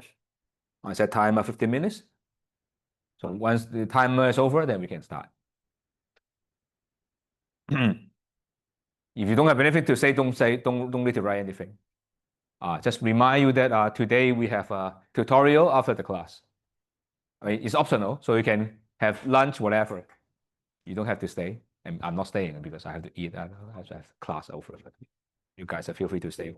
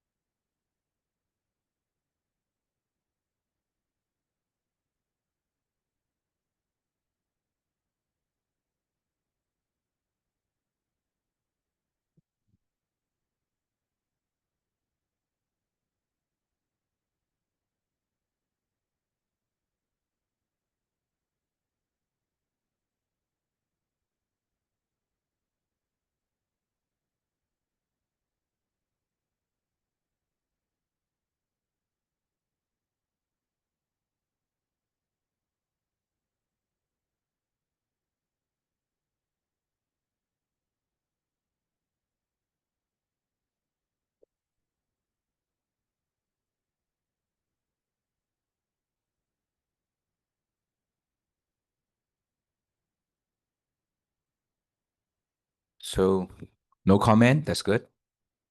No news is good news, so we're happy. So just go back to this one very quickly, how to solve this model. I think I want to go over the proof because, as I said, I work several papers that based on this kind of model. You can check my CV. I mean that actually you can see not too much different from what I do today, but that's why it's very good to go over that. So remember, what you're doing is every firm is choosing quantity such that the other firm is not changing, right? So take other firms, input a constant. So it's a maximization problem, okay? But you take other firm as a constant. So basically just say solve the problem by partial differential equation. So solving the problem by partial derivatives, right? So basically change your Q, right? Taking the other guy's action as a exogenous, right? Right. So basically just solve single variable optimization problem. So it's very simple, right? And even there's no constraint, right? Because it's a contract equation, so it exists at optimal there. And look again, this FOC, right? This is C is here. The left-hand side is this guy. But what is this guy, this marginal cost? This is the marginal revenue, right? Of course, you can do one way or the other, but this is marginal revenue, right? You increase one more unit output, that's how much you earn in extra, okay? And so once you solve this equation, of course, this is J equation with J unknown, right? You can solve the matrix, right? In linear algebra problem, right? You can solve the Jacobian, use Cramer's rule, whatever, right? Write the inverse. But solving this, you don't get the insight, right? You don't get easy to get what it is. But easiest thing to do is linear. Then the easiest thing is adding all the equation up, you become this, all of it. Because sum of all the Q, then become big Q, total output. Same, you add up, this is Q as well, so add up like this. So once you do this, you can solve the market output like this one, right? This is how you solve this linear. Of course, these tricks only work because of you have a, everything is linear, right? If not everything is linear, you cannot use this trick. And you know you are not even sure you have unique equilibrium, right? Because this is a system of linear equation, right?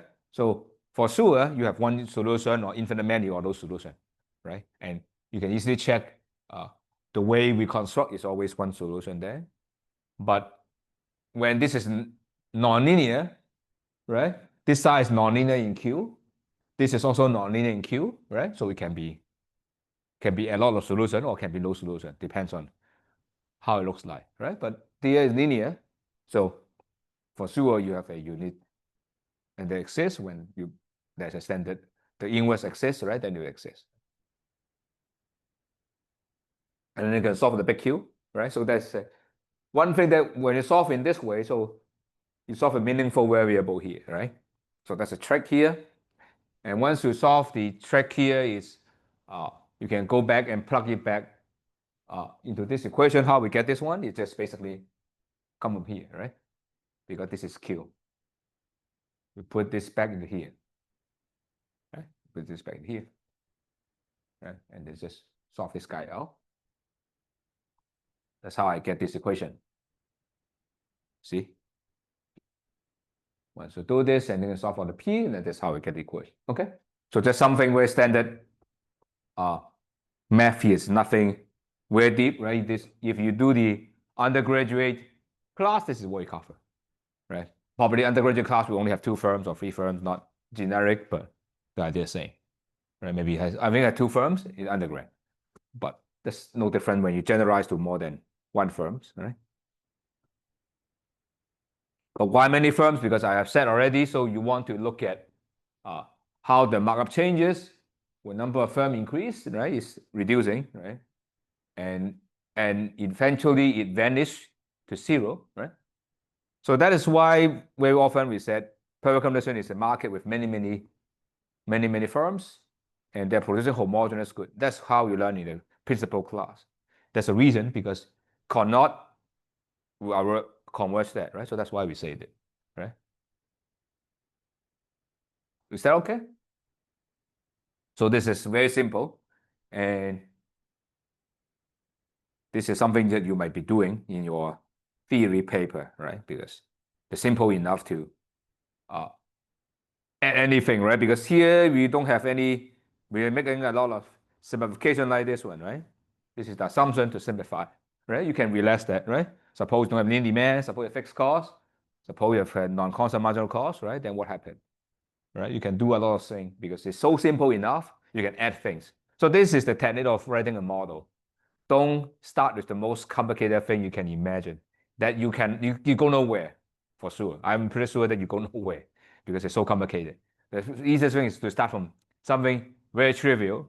Okay? You solve the model completely very nicely, you know how it works, and add things one by one, you know how to do it, right? Suppose you want to apply a supply chain model, then you can go ahead, add more layers, right? And so on and so forth, right? And suppose you want heterogeneity among firms, you can do it here, right? So please don't go to the full-blown model immediately. So start from the very basic symbol first. Any question? If no, then we go to Bertrand. Okay? Bertrand is the opposite case. Carnot is choosing the quantity. Bertrand simply means choosing the price. Okay? Choosing the price. Okay? And as I said, this is the best suitable when it's a super short run, right? So quantity has been fixed here. Suppose you are already like selling the wet market in the food, right? Suppose already in the morning, the food already come. At tonight, you have to throw them away, so you don't store it, right? So then at the whole day, they're basically competing in price, right? Because there's no way you store the inventory, right? And then basically you cannot import more good there. The only thing you compete price, right? So and the price is also something that people compete, right? In daily business, right? Because of many of time inventory already there, so we don't really change anyway. So we have the simplest case. Of course, you can drop this assumption, but this is the one that we often assume, but we don't do explicitly in undergrad. Is when we are about Bertrand is talking about every firm, the good is exactly the same, homogeneous. When homogeneous, actually, when I meant is like this. Okay? You don't really care which firm you get the quantity. It's linear, it's adding. The simplest one, right? That means that your indifference curve is downward sloping with slope -1. Okay? And the maximization implied with them without doing it, right? Is you go to the one that is cheapest, right? It's price taking assumption, right? The price is the same for every good, but what you're going to do is going to pick up the good that's cheapest and consume them all, right? If there are multiple cheapest, it doesn't really matter, right? You can break tie, but so that in that case, what's the market price? It's the price that actually cheapest, right? Is that okay? Because the consumer price taking, right? So what he consume doesn't depend on it will depend on the price, right? The price is given to him, okay? And the minimum price will be the market price. Is that clear what we're doing? So make sure that you understand this, because this doesn't exist in undergrad. They just tell you, they spell out this, but they didn't write down the model. So that's why you need the utility, right? You don't because the undergrad they say, okay, consumer go to the cheapest price. Okay, but what is it, right? Why you have this? Why they go to the cheapest one? You have some assumption behind this demand. The demand is every good is homogeneous. You have this kind of utility function, right? And it's price taking, right? It's not taking the price given. He and Faye can buy as much as they want, right? Right. So that is the behind, right? If it doesn't fit, then your model doesn't predict right? So every assumption has to be correct for this to hold. Okay. If otherwise, if this not true, then it's not true. Okay. Is that okay?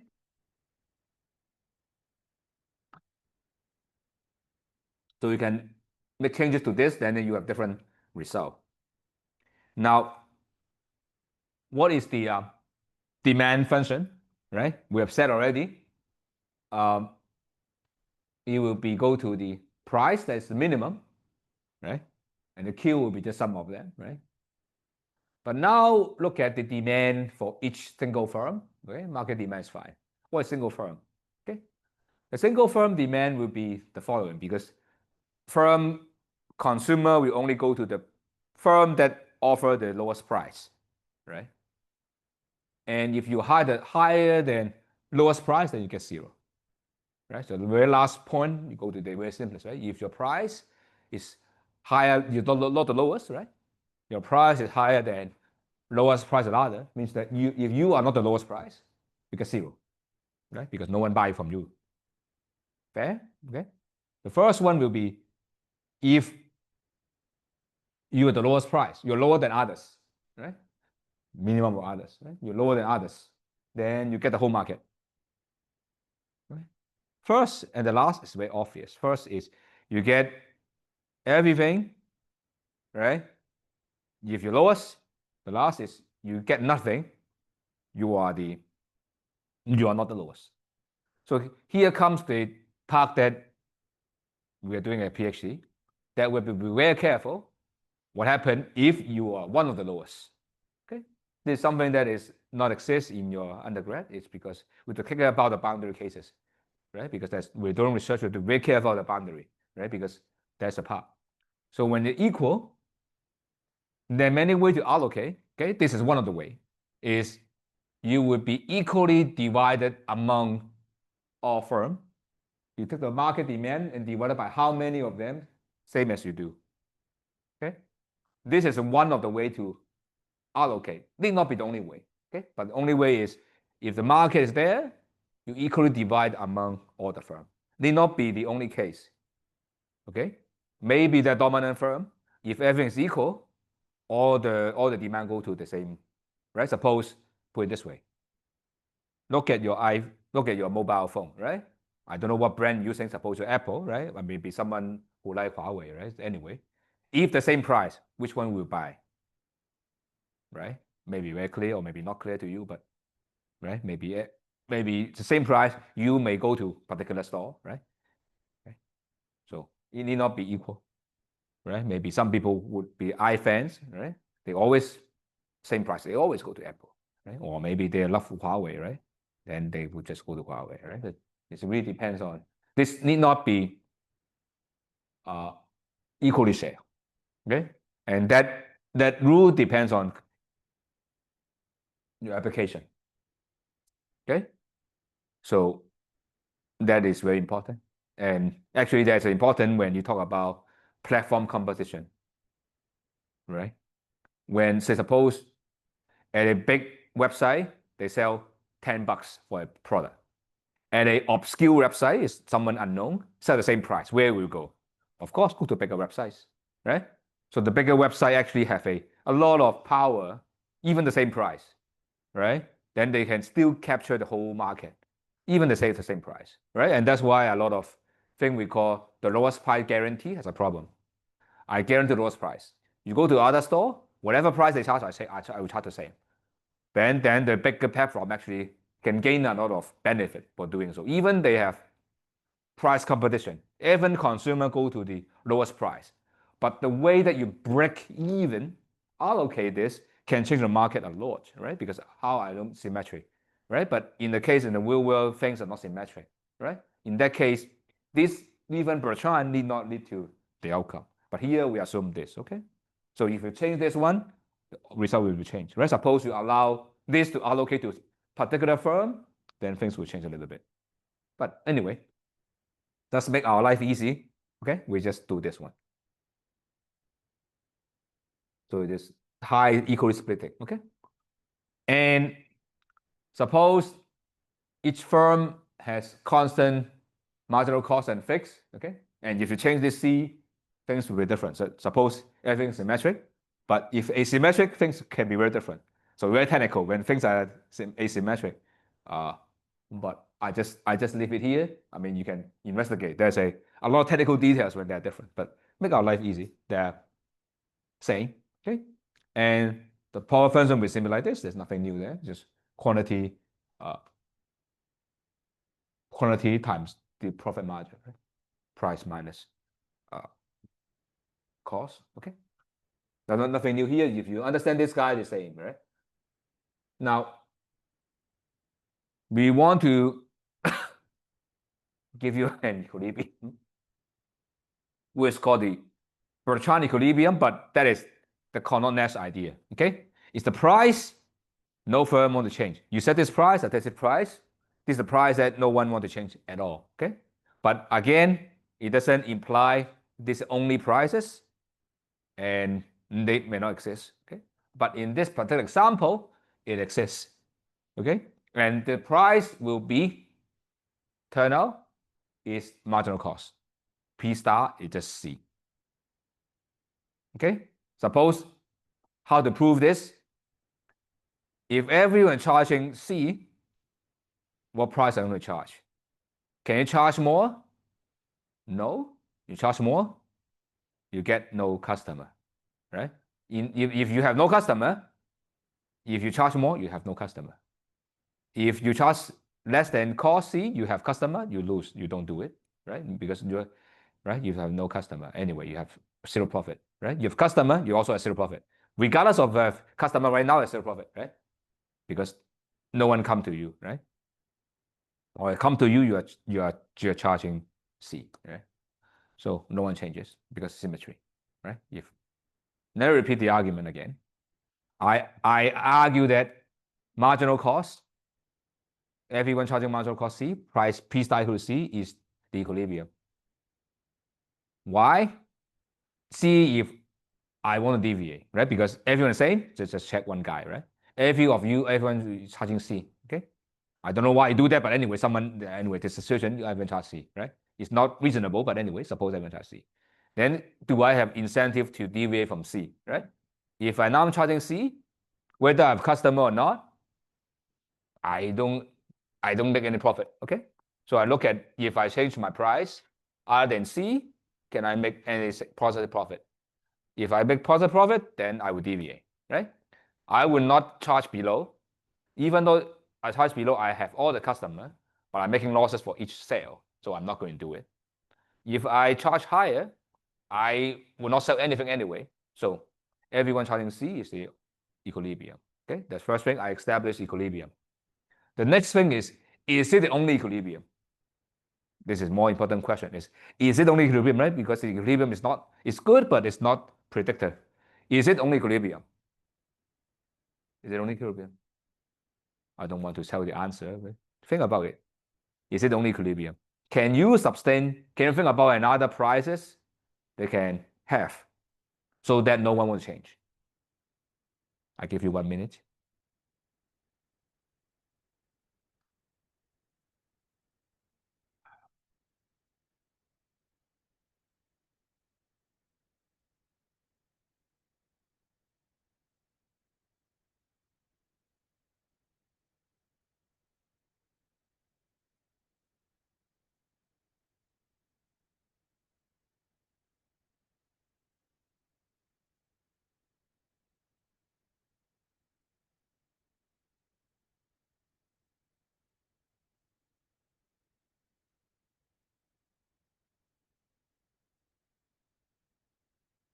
So the answer is no. Why? Okay. So if you have to do it formally, then you have to think about you have to think about all scenario that you have to show that they are not, right? So how to do this? Suppose everyone is charging different thing, right? And because remember the market price, I mean everyone charges price, right? Everyone have to charge different price, right? I'm not charging C, right? Suppose I'm charging C, right? Suppose I'm charging C, right? If I'm the lowest, then I'm not making any profit, right? Right? If I'm charging C, I'm not making a profit, right? And if I charge higher than C, I'm the lowest guy, right? So put it this way. The first step is everyone charging different prices, okay? If I'm not the lowest, right? Then I have no profit anyway, right? Then what happened? How can cannot be equilibrium? Can this be equilibrium? The answer is no, unless the current price is C, right? If the current price is C, then same as what we have seen, right? If the current C, then I would then doesn't really matter what I do. I cannot improve, right? So then at the end of the day, same as this outcome, right? Suppose other people are charging lower than C, but other people charging C, okay? At least one of you charging C, right? Can I improve? Can this equilibrium? Let me write that down because it seems to be not easy to say. Maybe I just draw it because this requires a lot more elaborate proof that I want to talk about a little bit. Okay. So suppose the following. You have to check every possible scenario. So suppose I make free agent here. More is the same, right? This is C here, okay? And first thing I claim already is everything C is a equilibrium, right? We have done that already. Now consider the following case. Suppose everyone is charging different prices, whatever, okay? Then they are all strictly above C. The minimum is strictly above C. Whatever prices is, okay? Whatever you think, okay? I will claim this is not an equilibrium, okay? The first step is to show you there should be no price. There's no equilibrium, there's no strategy, no equilibrium such that any guy would charge, no guy would charge C, okay? Why? Suppose the minimum is whatever this guy, okay? In that case, if you charge slightly below that guy, you get the whole market, right? Then initially you get zero, right? Suppose, right? The different prices, right? And if you above this guy originally get zero profit, you slightly lower, you get the whole market, right? Then you get some profit, right? So it must remove the case first is there are different prices, right? Then they're above.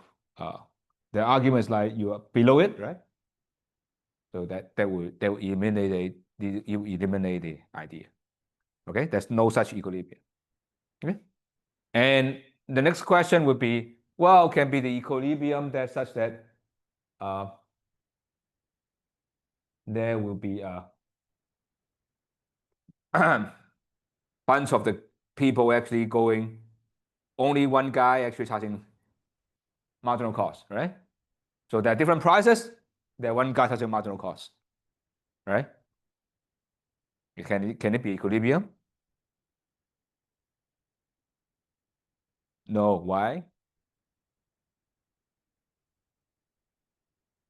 No, West to go down doesn't happen. Doesn't matter because that firm number 2 already getting the market.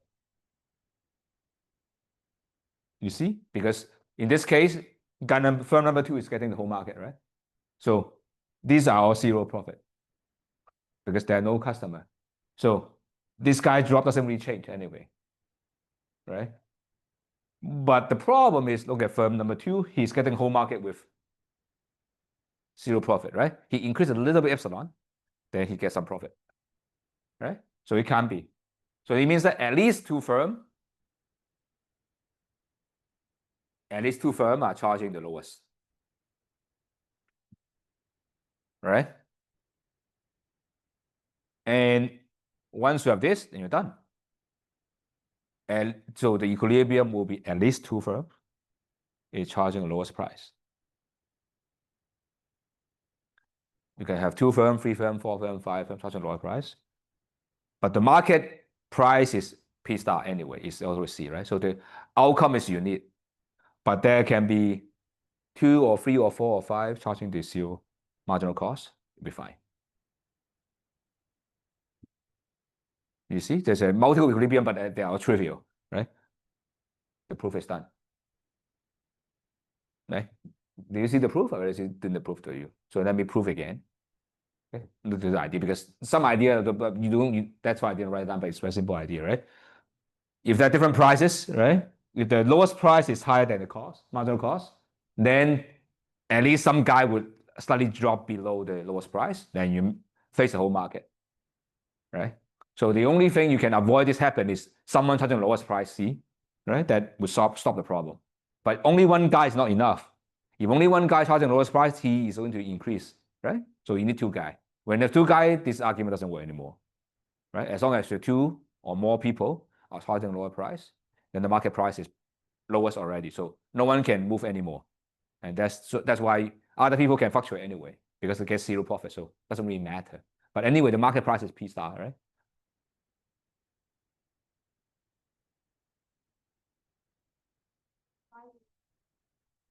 Yeah, that is the thing is, no, if anyone is not C star, you can charge in between, yeah.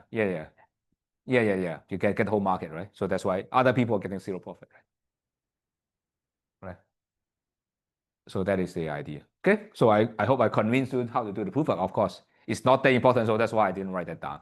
But you can actually prove that without a lot of problem. Okay, I think the idea is not super complicated. Okay, but anyways, the result, no matter what equilibrium you're characterizing, is the market price is marginal cost, right? So that doesn't really matter with exactly which firm is selling to you, right? Because every firm can satisfy the whole market. So here is a trick here. One important trick, one important assumption is every firm can serve the whole market. That is a very big restriction, all right? Because no firm, I mean, unless you're a very super big firm, no one is able to do that, right? And that is the reason why people attack this, but this equilibrium, right? And because we think if this whole, then no need to study business, right? Everyone charge marginal cost, right? And that's why it's what we call in IO literature, it's called Bertrand paradox. People are not happy with this result, right? Because no one would believe this is the real world, but this is so strong, it's so easy. Why it is wrong, right? People compete price, lowest price win, right? The problem, one problem number one, main problem is you assume every firm can serve the whole market, right? And we know that there's a restriction of how much you can serve, right? Even suppose you consider you are a restaurant, right? You could charge very little price, but how many customer you can stock, right? Even your online seller, right? You cannot sell to everyone, right? So that's the main idea. Okay, I hope that made clear. So whereas we want to talk about this monopolistic competition, which is I guess is somewhere not game theory, but it's not superior competition, somewhere in the middle, and it's often used in empirical studies and also very useful when you really don't want to model any game. So this is somewhere people do it without a midway, right? It's not perfect competition, it's not game theory, right? Do you see what we talk about? So instead of homogeneous product, we have seen the Conrad and Bertrand, if you talk about heterogeneous good. Okay. In that case, look at the demand. Okay. It's depend on different from what we have. It's depend on prices of each other product. Okay. So that's different. So your demand function depend on prices of all good. Okay. So and we look at why because this is the market demand, right? So the whole market depend on price of different good, right? Because people look at say iPhone or Huawei, right? Different prices and different people substitute over the other. So that's the idea. And each firm has the total cost function depend on your output, right? So this is the standard profit maximization problem, okay? And the key here is, of course, the firm is choosing price here, okay? Of course, you can reverse it to the quantity, but this is usually what we do, okay? It's more convenient because firms set prices. Of course, you can allow firms set quantity as well, but this is classically done in the price framework, okay? And the price lead to quantity, so this is standard total cost function as well, right? So this is the model, but depend on price, okay? And do note that the quantity depend on other people's price as well. So we still need some kind of equilibrium idea, right? Because you take other people's price as given, right? So this is also a Common-Nash equilibrium. But it's not that strategic because everyone chooses its own price. So it's not very controversial in that aspect. So again, the equilibrium will be everyone chooses a price such that other people don't change at all. Okay. So this is not something complicated, but you will see again the FOC, the right-hand side is the marginal cost. This is marginal revenue, right? What is this is you increase the price, you change the demand of your good, right? And this how this demand of good change the cost. Okay. Do note that DQ/DP is negative, right? Because negative this downsloping demand. Okay. And what about this guy? Left-hand side, marginal revenue. Okay. Marginal revenue is you increase your price, right? Because the benefit of increase your price. Increase your price would you increase your revenue by this much, right? Because you are selling QJ now, you increase by $1, you increase the revenue by QJ, right? You sell 10 units, you increase by $1, you earn $1, you get $10 more, right? Because each unit you sell one more unit. But the problem is, if you increase your price, you reduce your demand, right? People go to other product, right? Heterogeneous good. Not like Bertrand, they go directly or disappear, but they will suffer some reduction, right? And the reduction, that is reduction of your revenue, right? The reduction in quantity, reduction in revenue, right? So you should be able to see this kind of expression. You should able to explain that, right? This is the effect on your existing output, change in price. This is drop in the price, right? Due to the quantity effect, right? So you write this is the marginal revenue, marginal cost. Okay. And that is the short run, because that is, we assume that the number of J is given, right? Number of firm is there. The demand function is there. Okay.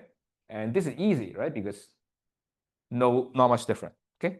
If you want to consider a case where J is endogenous, okay.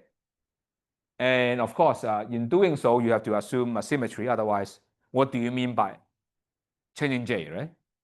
You have to either you parameterize the firm or you make it symmetric, right? Otherwise, how do you J represent the firm?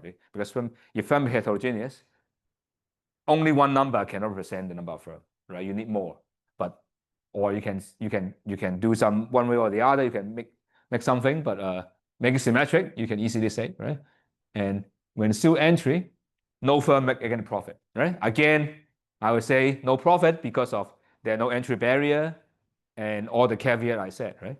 So in economic, there will be no profit, but there's accounting profit as well. Okay. And turn out you have this, right? It's MR to MC and revenue equal to cost. And I think we have a graph, do I? I don't. I think you can look at the textbook and see what the graph is MR to MC.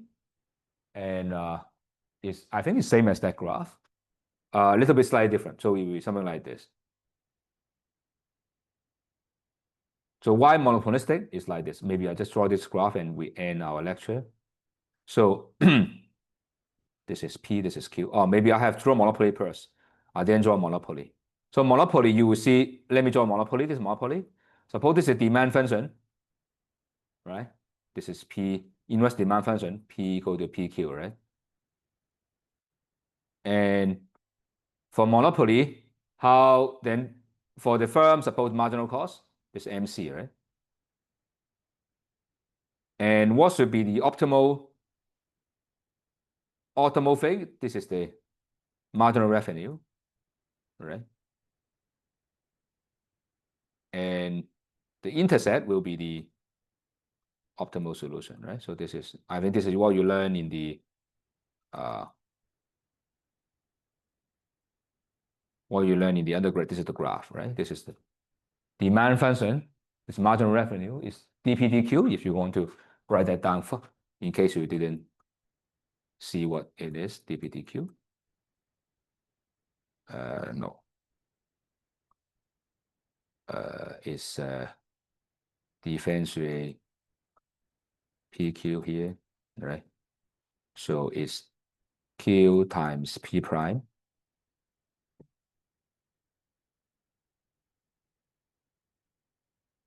It's PQ prime. Yeah, sorry. Yes. You use the product rule, right? Okay, so this is what we have, right? And this is the monopoly, right? And the monopoly profit is like this guy, right?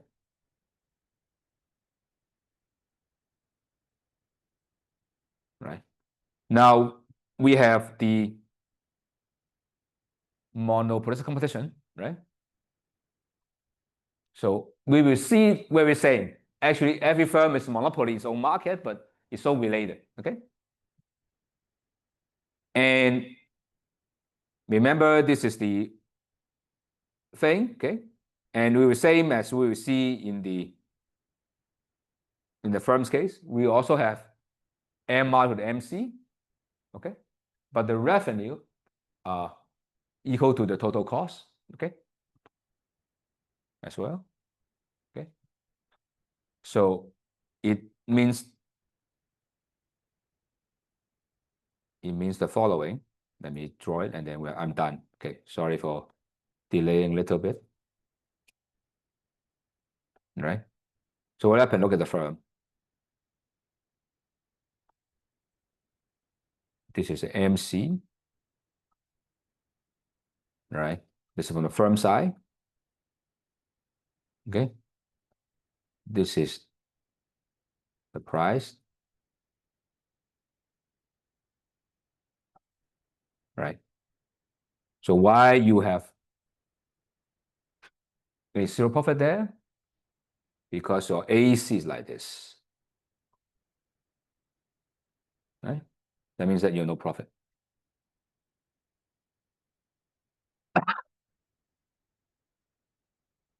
Okay. Or of course, you can draw in the same dimensions like this, right? So there's nothing there you can earn. Okay.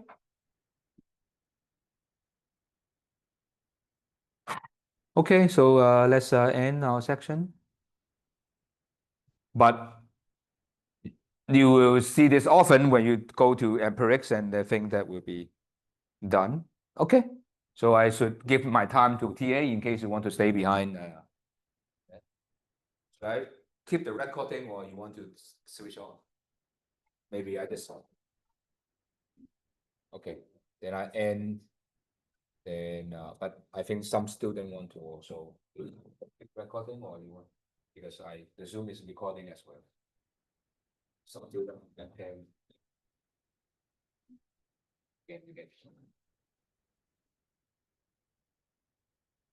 If you want to stay, you want to stay. But if you want to leave, you can leave, because I know many of you are very busy.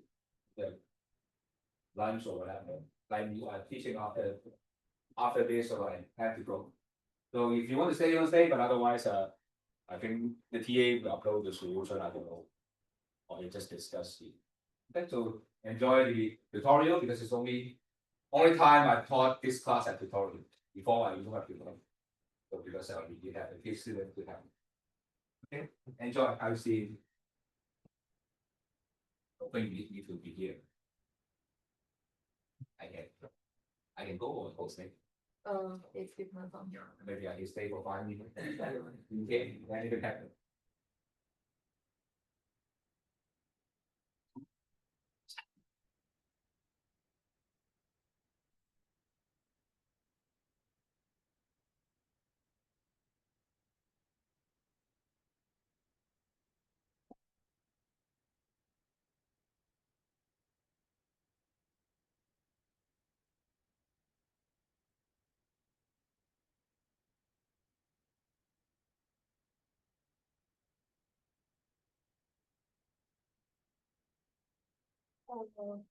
So in today's tutorial, I will. Okay, just the mic. Okay. I So in today's tutorial, I will explain the answers for assignment 1. So there are 2 questions in total. So for question 1, it's a computing problem and it's standard in our textbook. So first, let me quickly go over the solution. So for question A, we compute the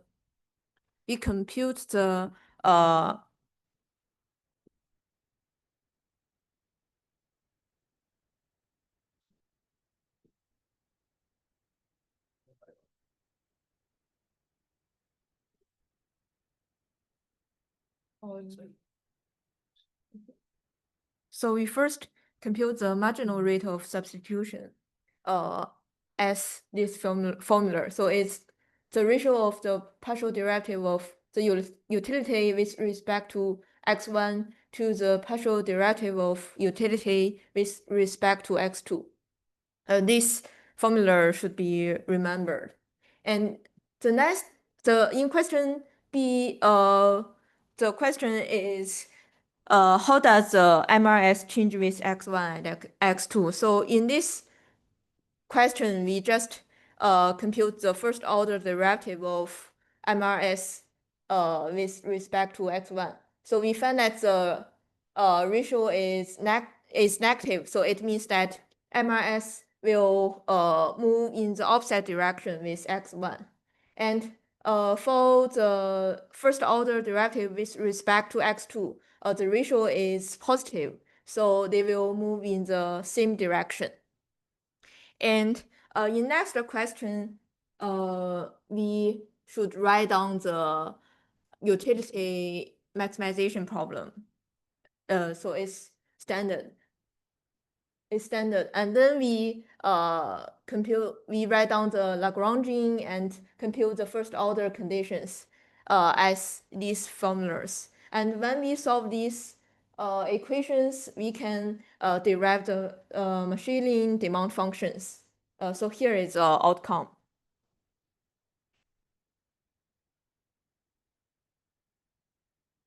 And the next question is to compute the indirect utility function. So one easy way to derive that is to just substitute the utility function by the Managerial demand functions that we have derived in question D.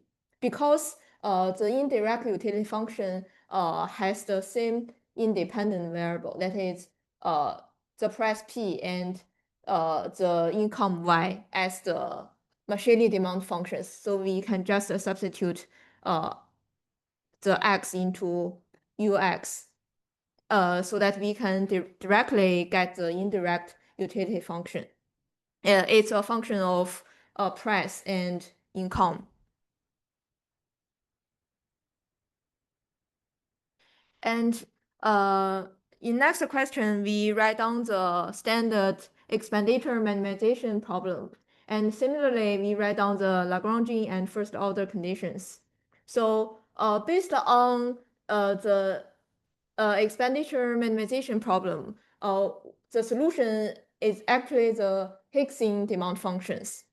So here is the solution, and it depends on the price and the fixed utility level, U-bar.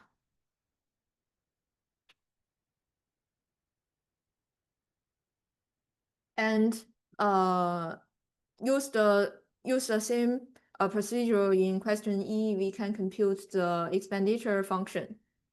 So we just substitute the Higginson demand functions into the exist expenditure function, so we can get the outcome.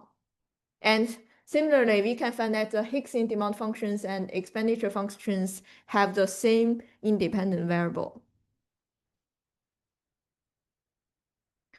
So that's the solutions for question 1. And here are some important concepts that we should learn in topic 1, the consumer. So first is duality between the utility maximization problem and expenditure minimization problems. So by using the duality between these two problems, we can quickly derive from Managerial demand to Higginson demand or vice versa.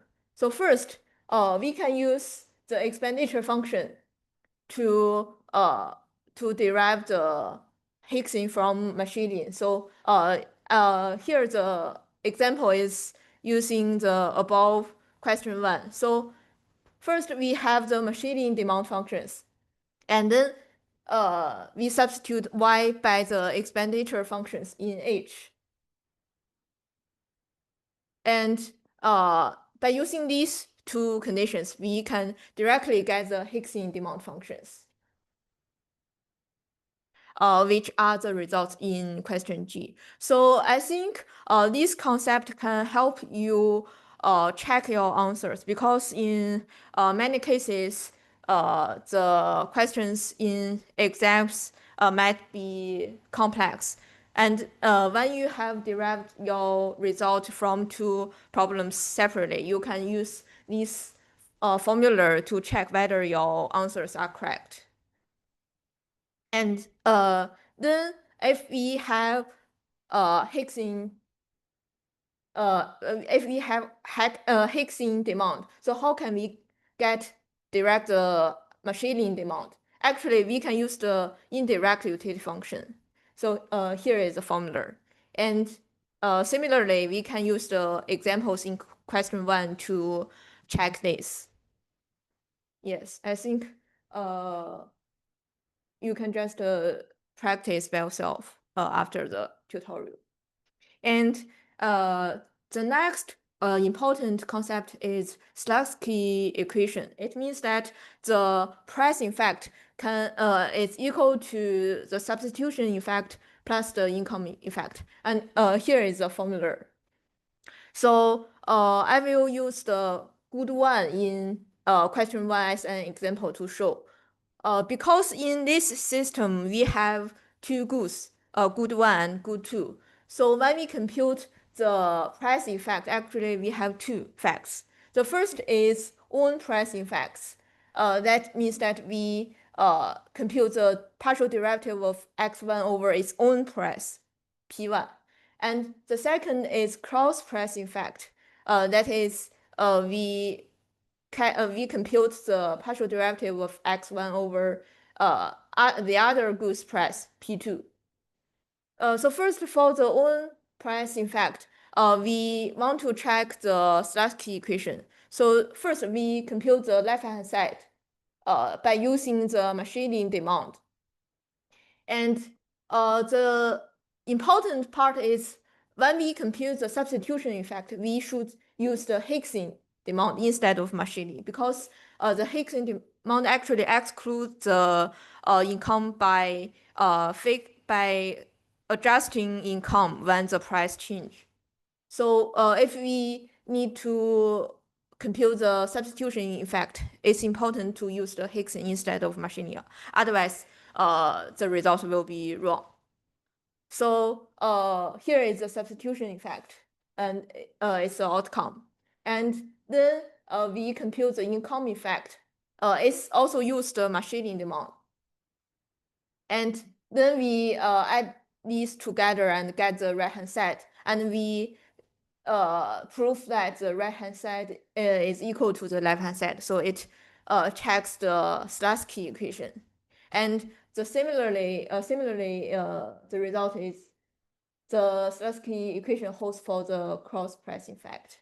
And it's easy to check this. So question 1 helps you grasp some key concept that we have learned in consumer theory. And in the next question, it's a proving problem.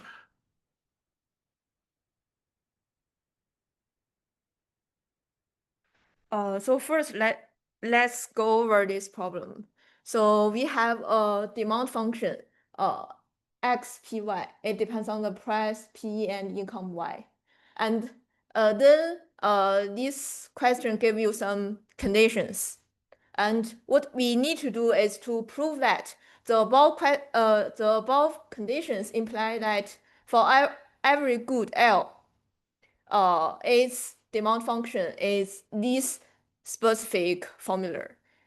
So first, let's go review this specific formula. Actually, it means that the demand for good L is proportional to the income y and negatively related to its own price PL. And we found that actually good L's demand is independent of all other goods price except its own price PL. So it's independent of P1 until Pm except PL. And the parameter alpha L, we should prove that the parameter alpha L is a constant which is independent of price and income. So actually, based on the common knowledge, we should remember that it's actually a demand function derived from the Cobb-Douglas utility. So, and here I give you some hints so that we can prove the outcome in 4 steps. And let's look at the answer. So when we are doing proving when we are doing proving questions, we should first need to list all the conditions we have. So the first condition is that homogeneity of degree 1 with respect to income y. So it means that when we multiply by the parameter alpha to y, then the original demand will also be multiplied by the same parameter alpha. And the second condition is Walras law, and we have learned in lecture 1. So it means that the summation of price multiplied by the quantity x equals to the income y.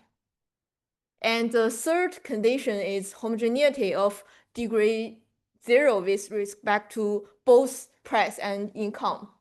And it's also a common assumption for the demand function. It means that when P and Y are both multiplied by the same parameter lambda, then the demand will not change. And the last condition is that all the cross price effects are 0.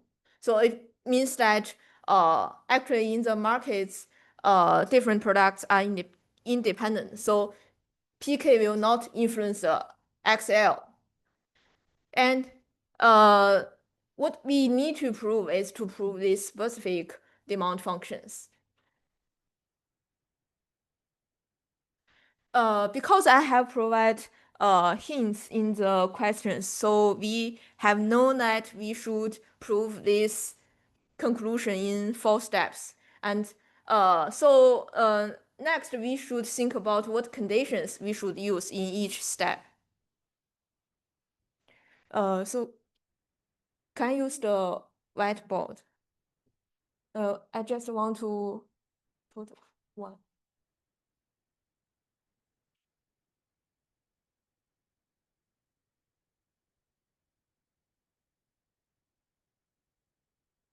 Yeah.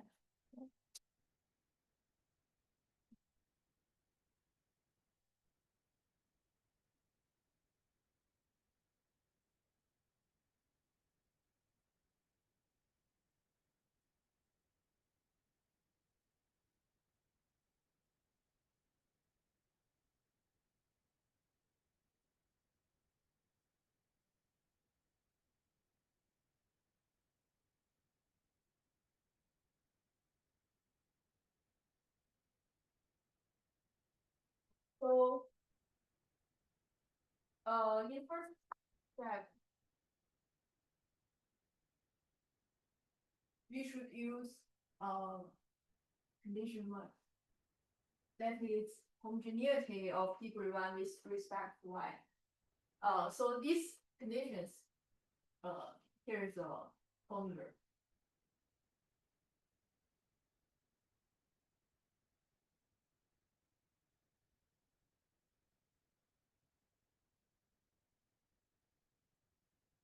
So because this formula holds for all positive parameter alpha, we can write alpha equals to 1 over y. And then we have xp1 equals to 1 over y multiplied by xpy. So we just gave a specific value for the free parameter. And we move the y to the left hand side, so we can get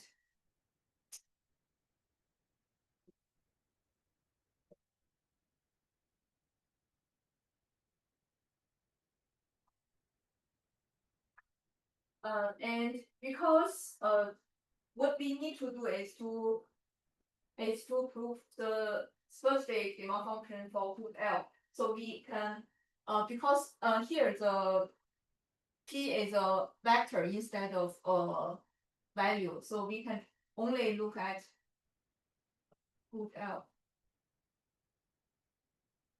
So its demand can be read into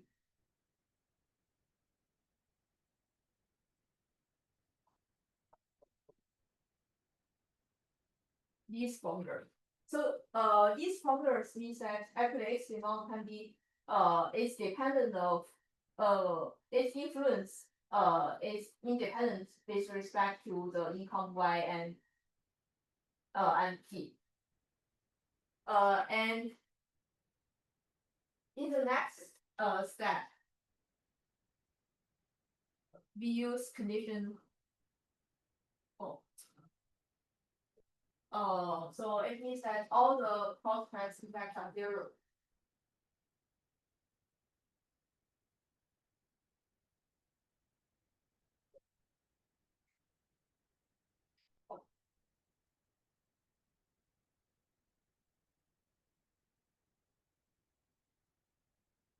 And so we just substitute the outcome in step one into this equation. Because Y is independent of PK, so it means that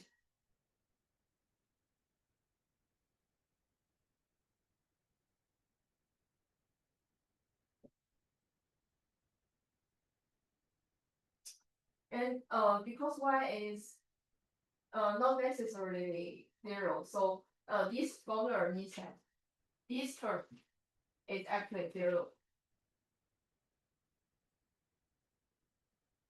So as I said here, the price Y, the price P is actually a vector.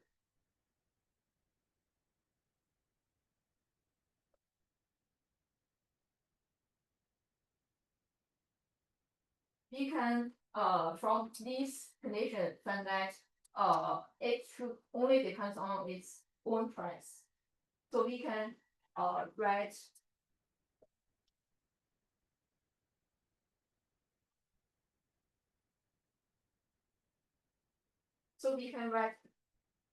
this as a function of only its own price PL. So here f denotes a function. And so what we have now is that we can the demand function for good L is actually P multiplied by FPL. And in step 3, we use the condition 3. That is homogeneity of degree 0 with respect to both P and Y.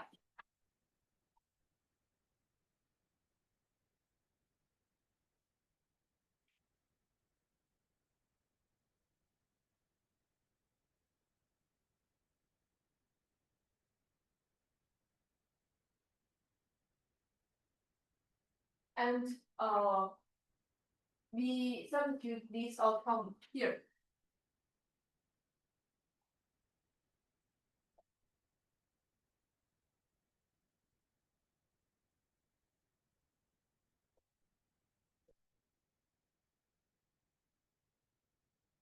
And we have that x py equals to 1. So this equation means that these two terms are equal. So we can derive that f lambda PL equals to n over lambda multiplied by x FPL. So it means that the function FPL is homogeneous of degree -1 with respect to PL. So this condition means that there exists a constant alpha L, positive alpha L, such that FPL equals to this outcome. And when we substitute it into here, we can derive that the demand function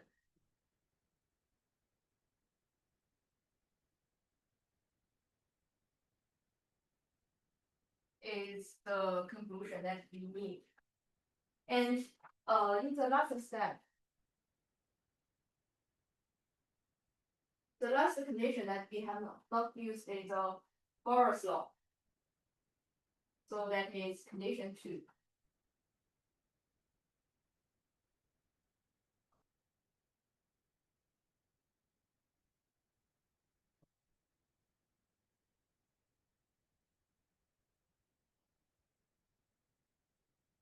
Because we have derived this demand function and we substitute it into here, so we can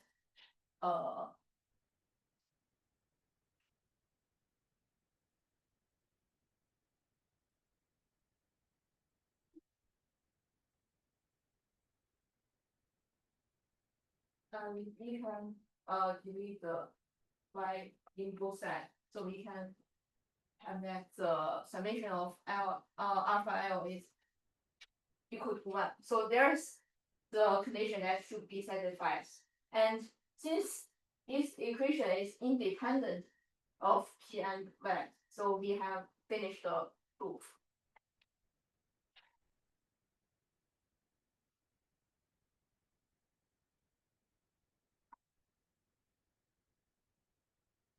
Yes. So for this proof, I think the experience that we can learn is that we should first need to list all the conditions, and then we write down the objective that we should prove. And in most cases, I think the conditions in the questions should be used once. But also in some cases, some conditions might be used more than once. And I think my experience to do proving problem is to practice, because sometimes we need some intuition to know what condition we need in each set. So, but I think this question is classical, so I think you can try to prove by yourself later. And finally, for the some economic significance, why this demand function is important. As I said, it actually has an important macro foundation that it can be derived from the Cobb-Douglas utility that we have learned in lecture 1. And also, this demand function satisfies Bohr's law, which means that the system will exhaust the consumer's all income, so the market clears. And it also satisfies the cross price effects are 0. And it means that the products in the market are independent of each other, so they will not influence others' price. And it's a strong assumption, and it's typically based in the perfect substitutes or Leontief utility function. And these conditions that we have derived, it means that there exists fixed budget shares for each good. So in Douglas utility function, the parameter alpha and beta denotes the proportional share of income to different goods. So because this demand function is classical, and actually empirically it can be used as a testable hypothesis for trigonometric studies because it has both good theoretical properties and macro foundations. So we can just assume it as a assumption and test it by empirical tools. So that's the main parts for today's tutorial. Any questions? And if you have any questions, you can also email me.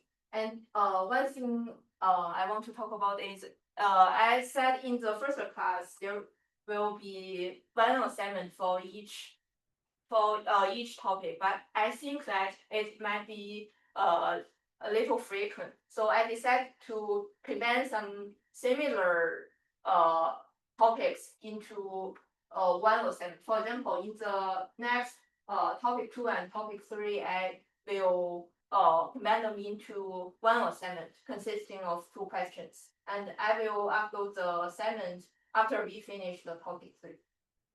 Yes. So that's all. Thank you.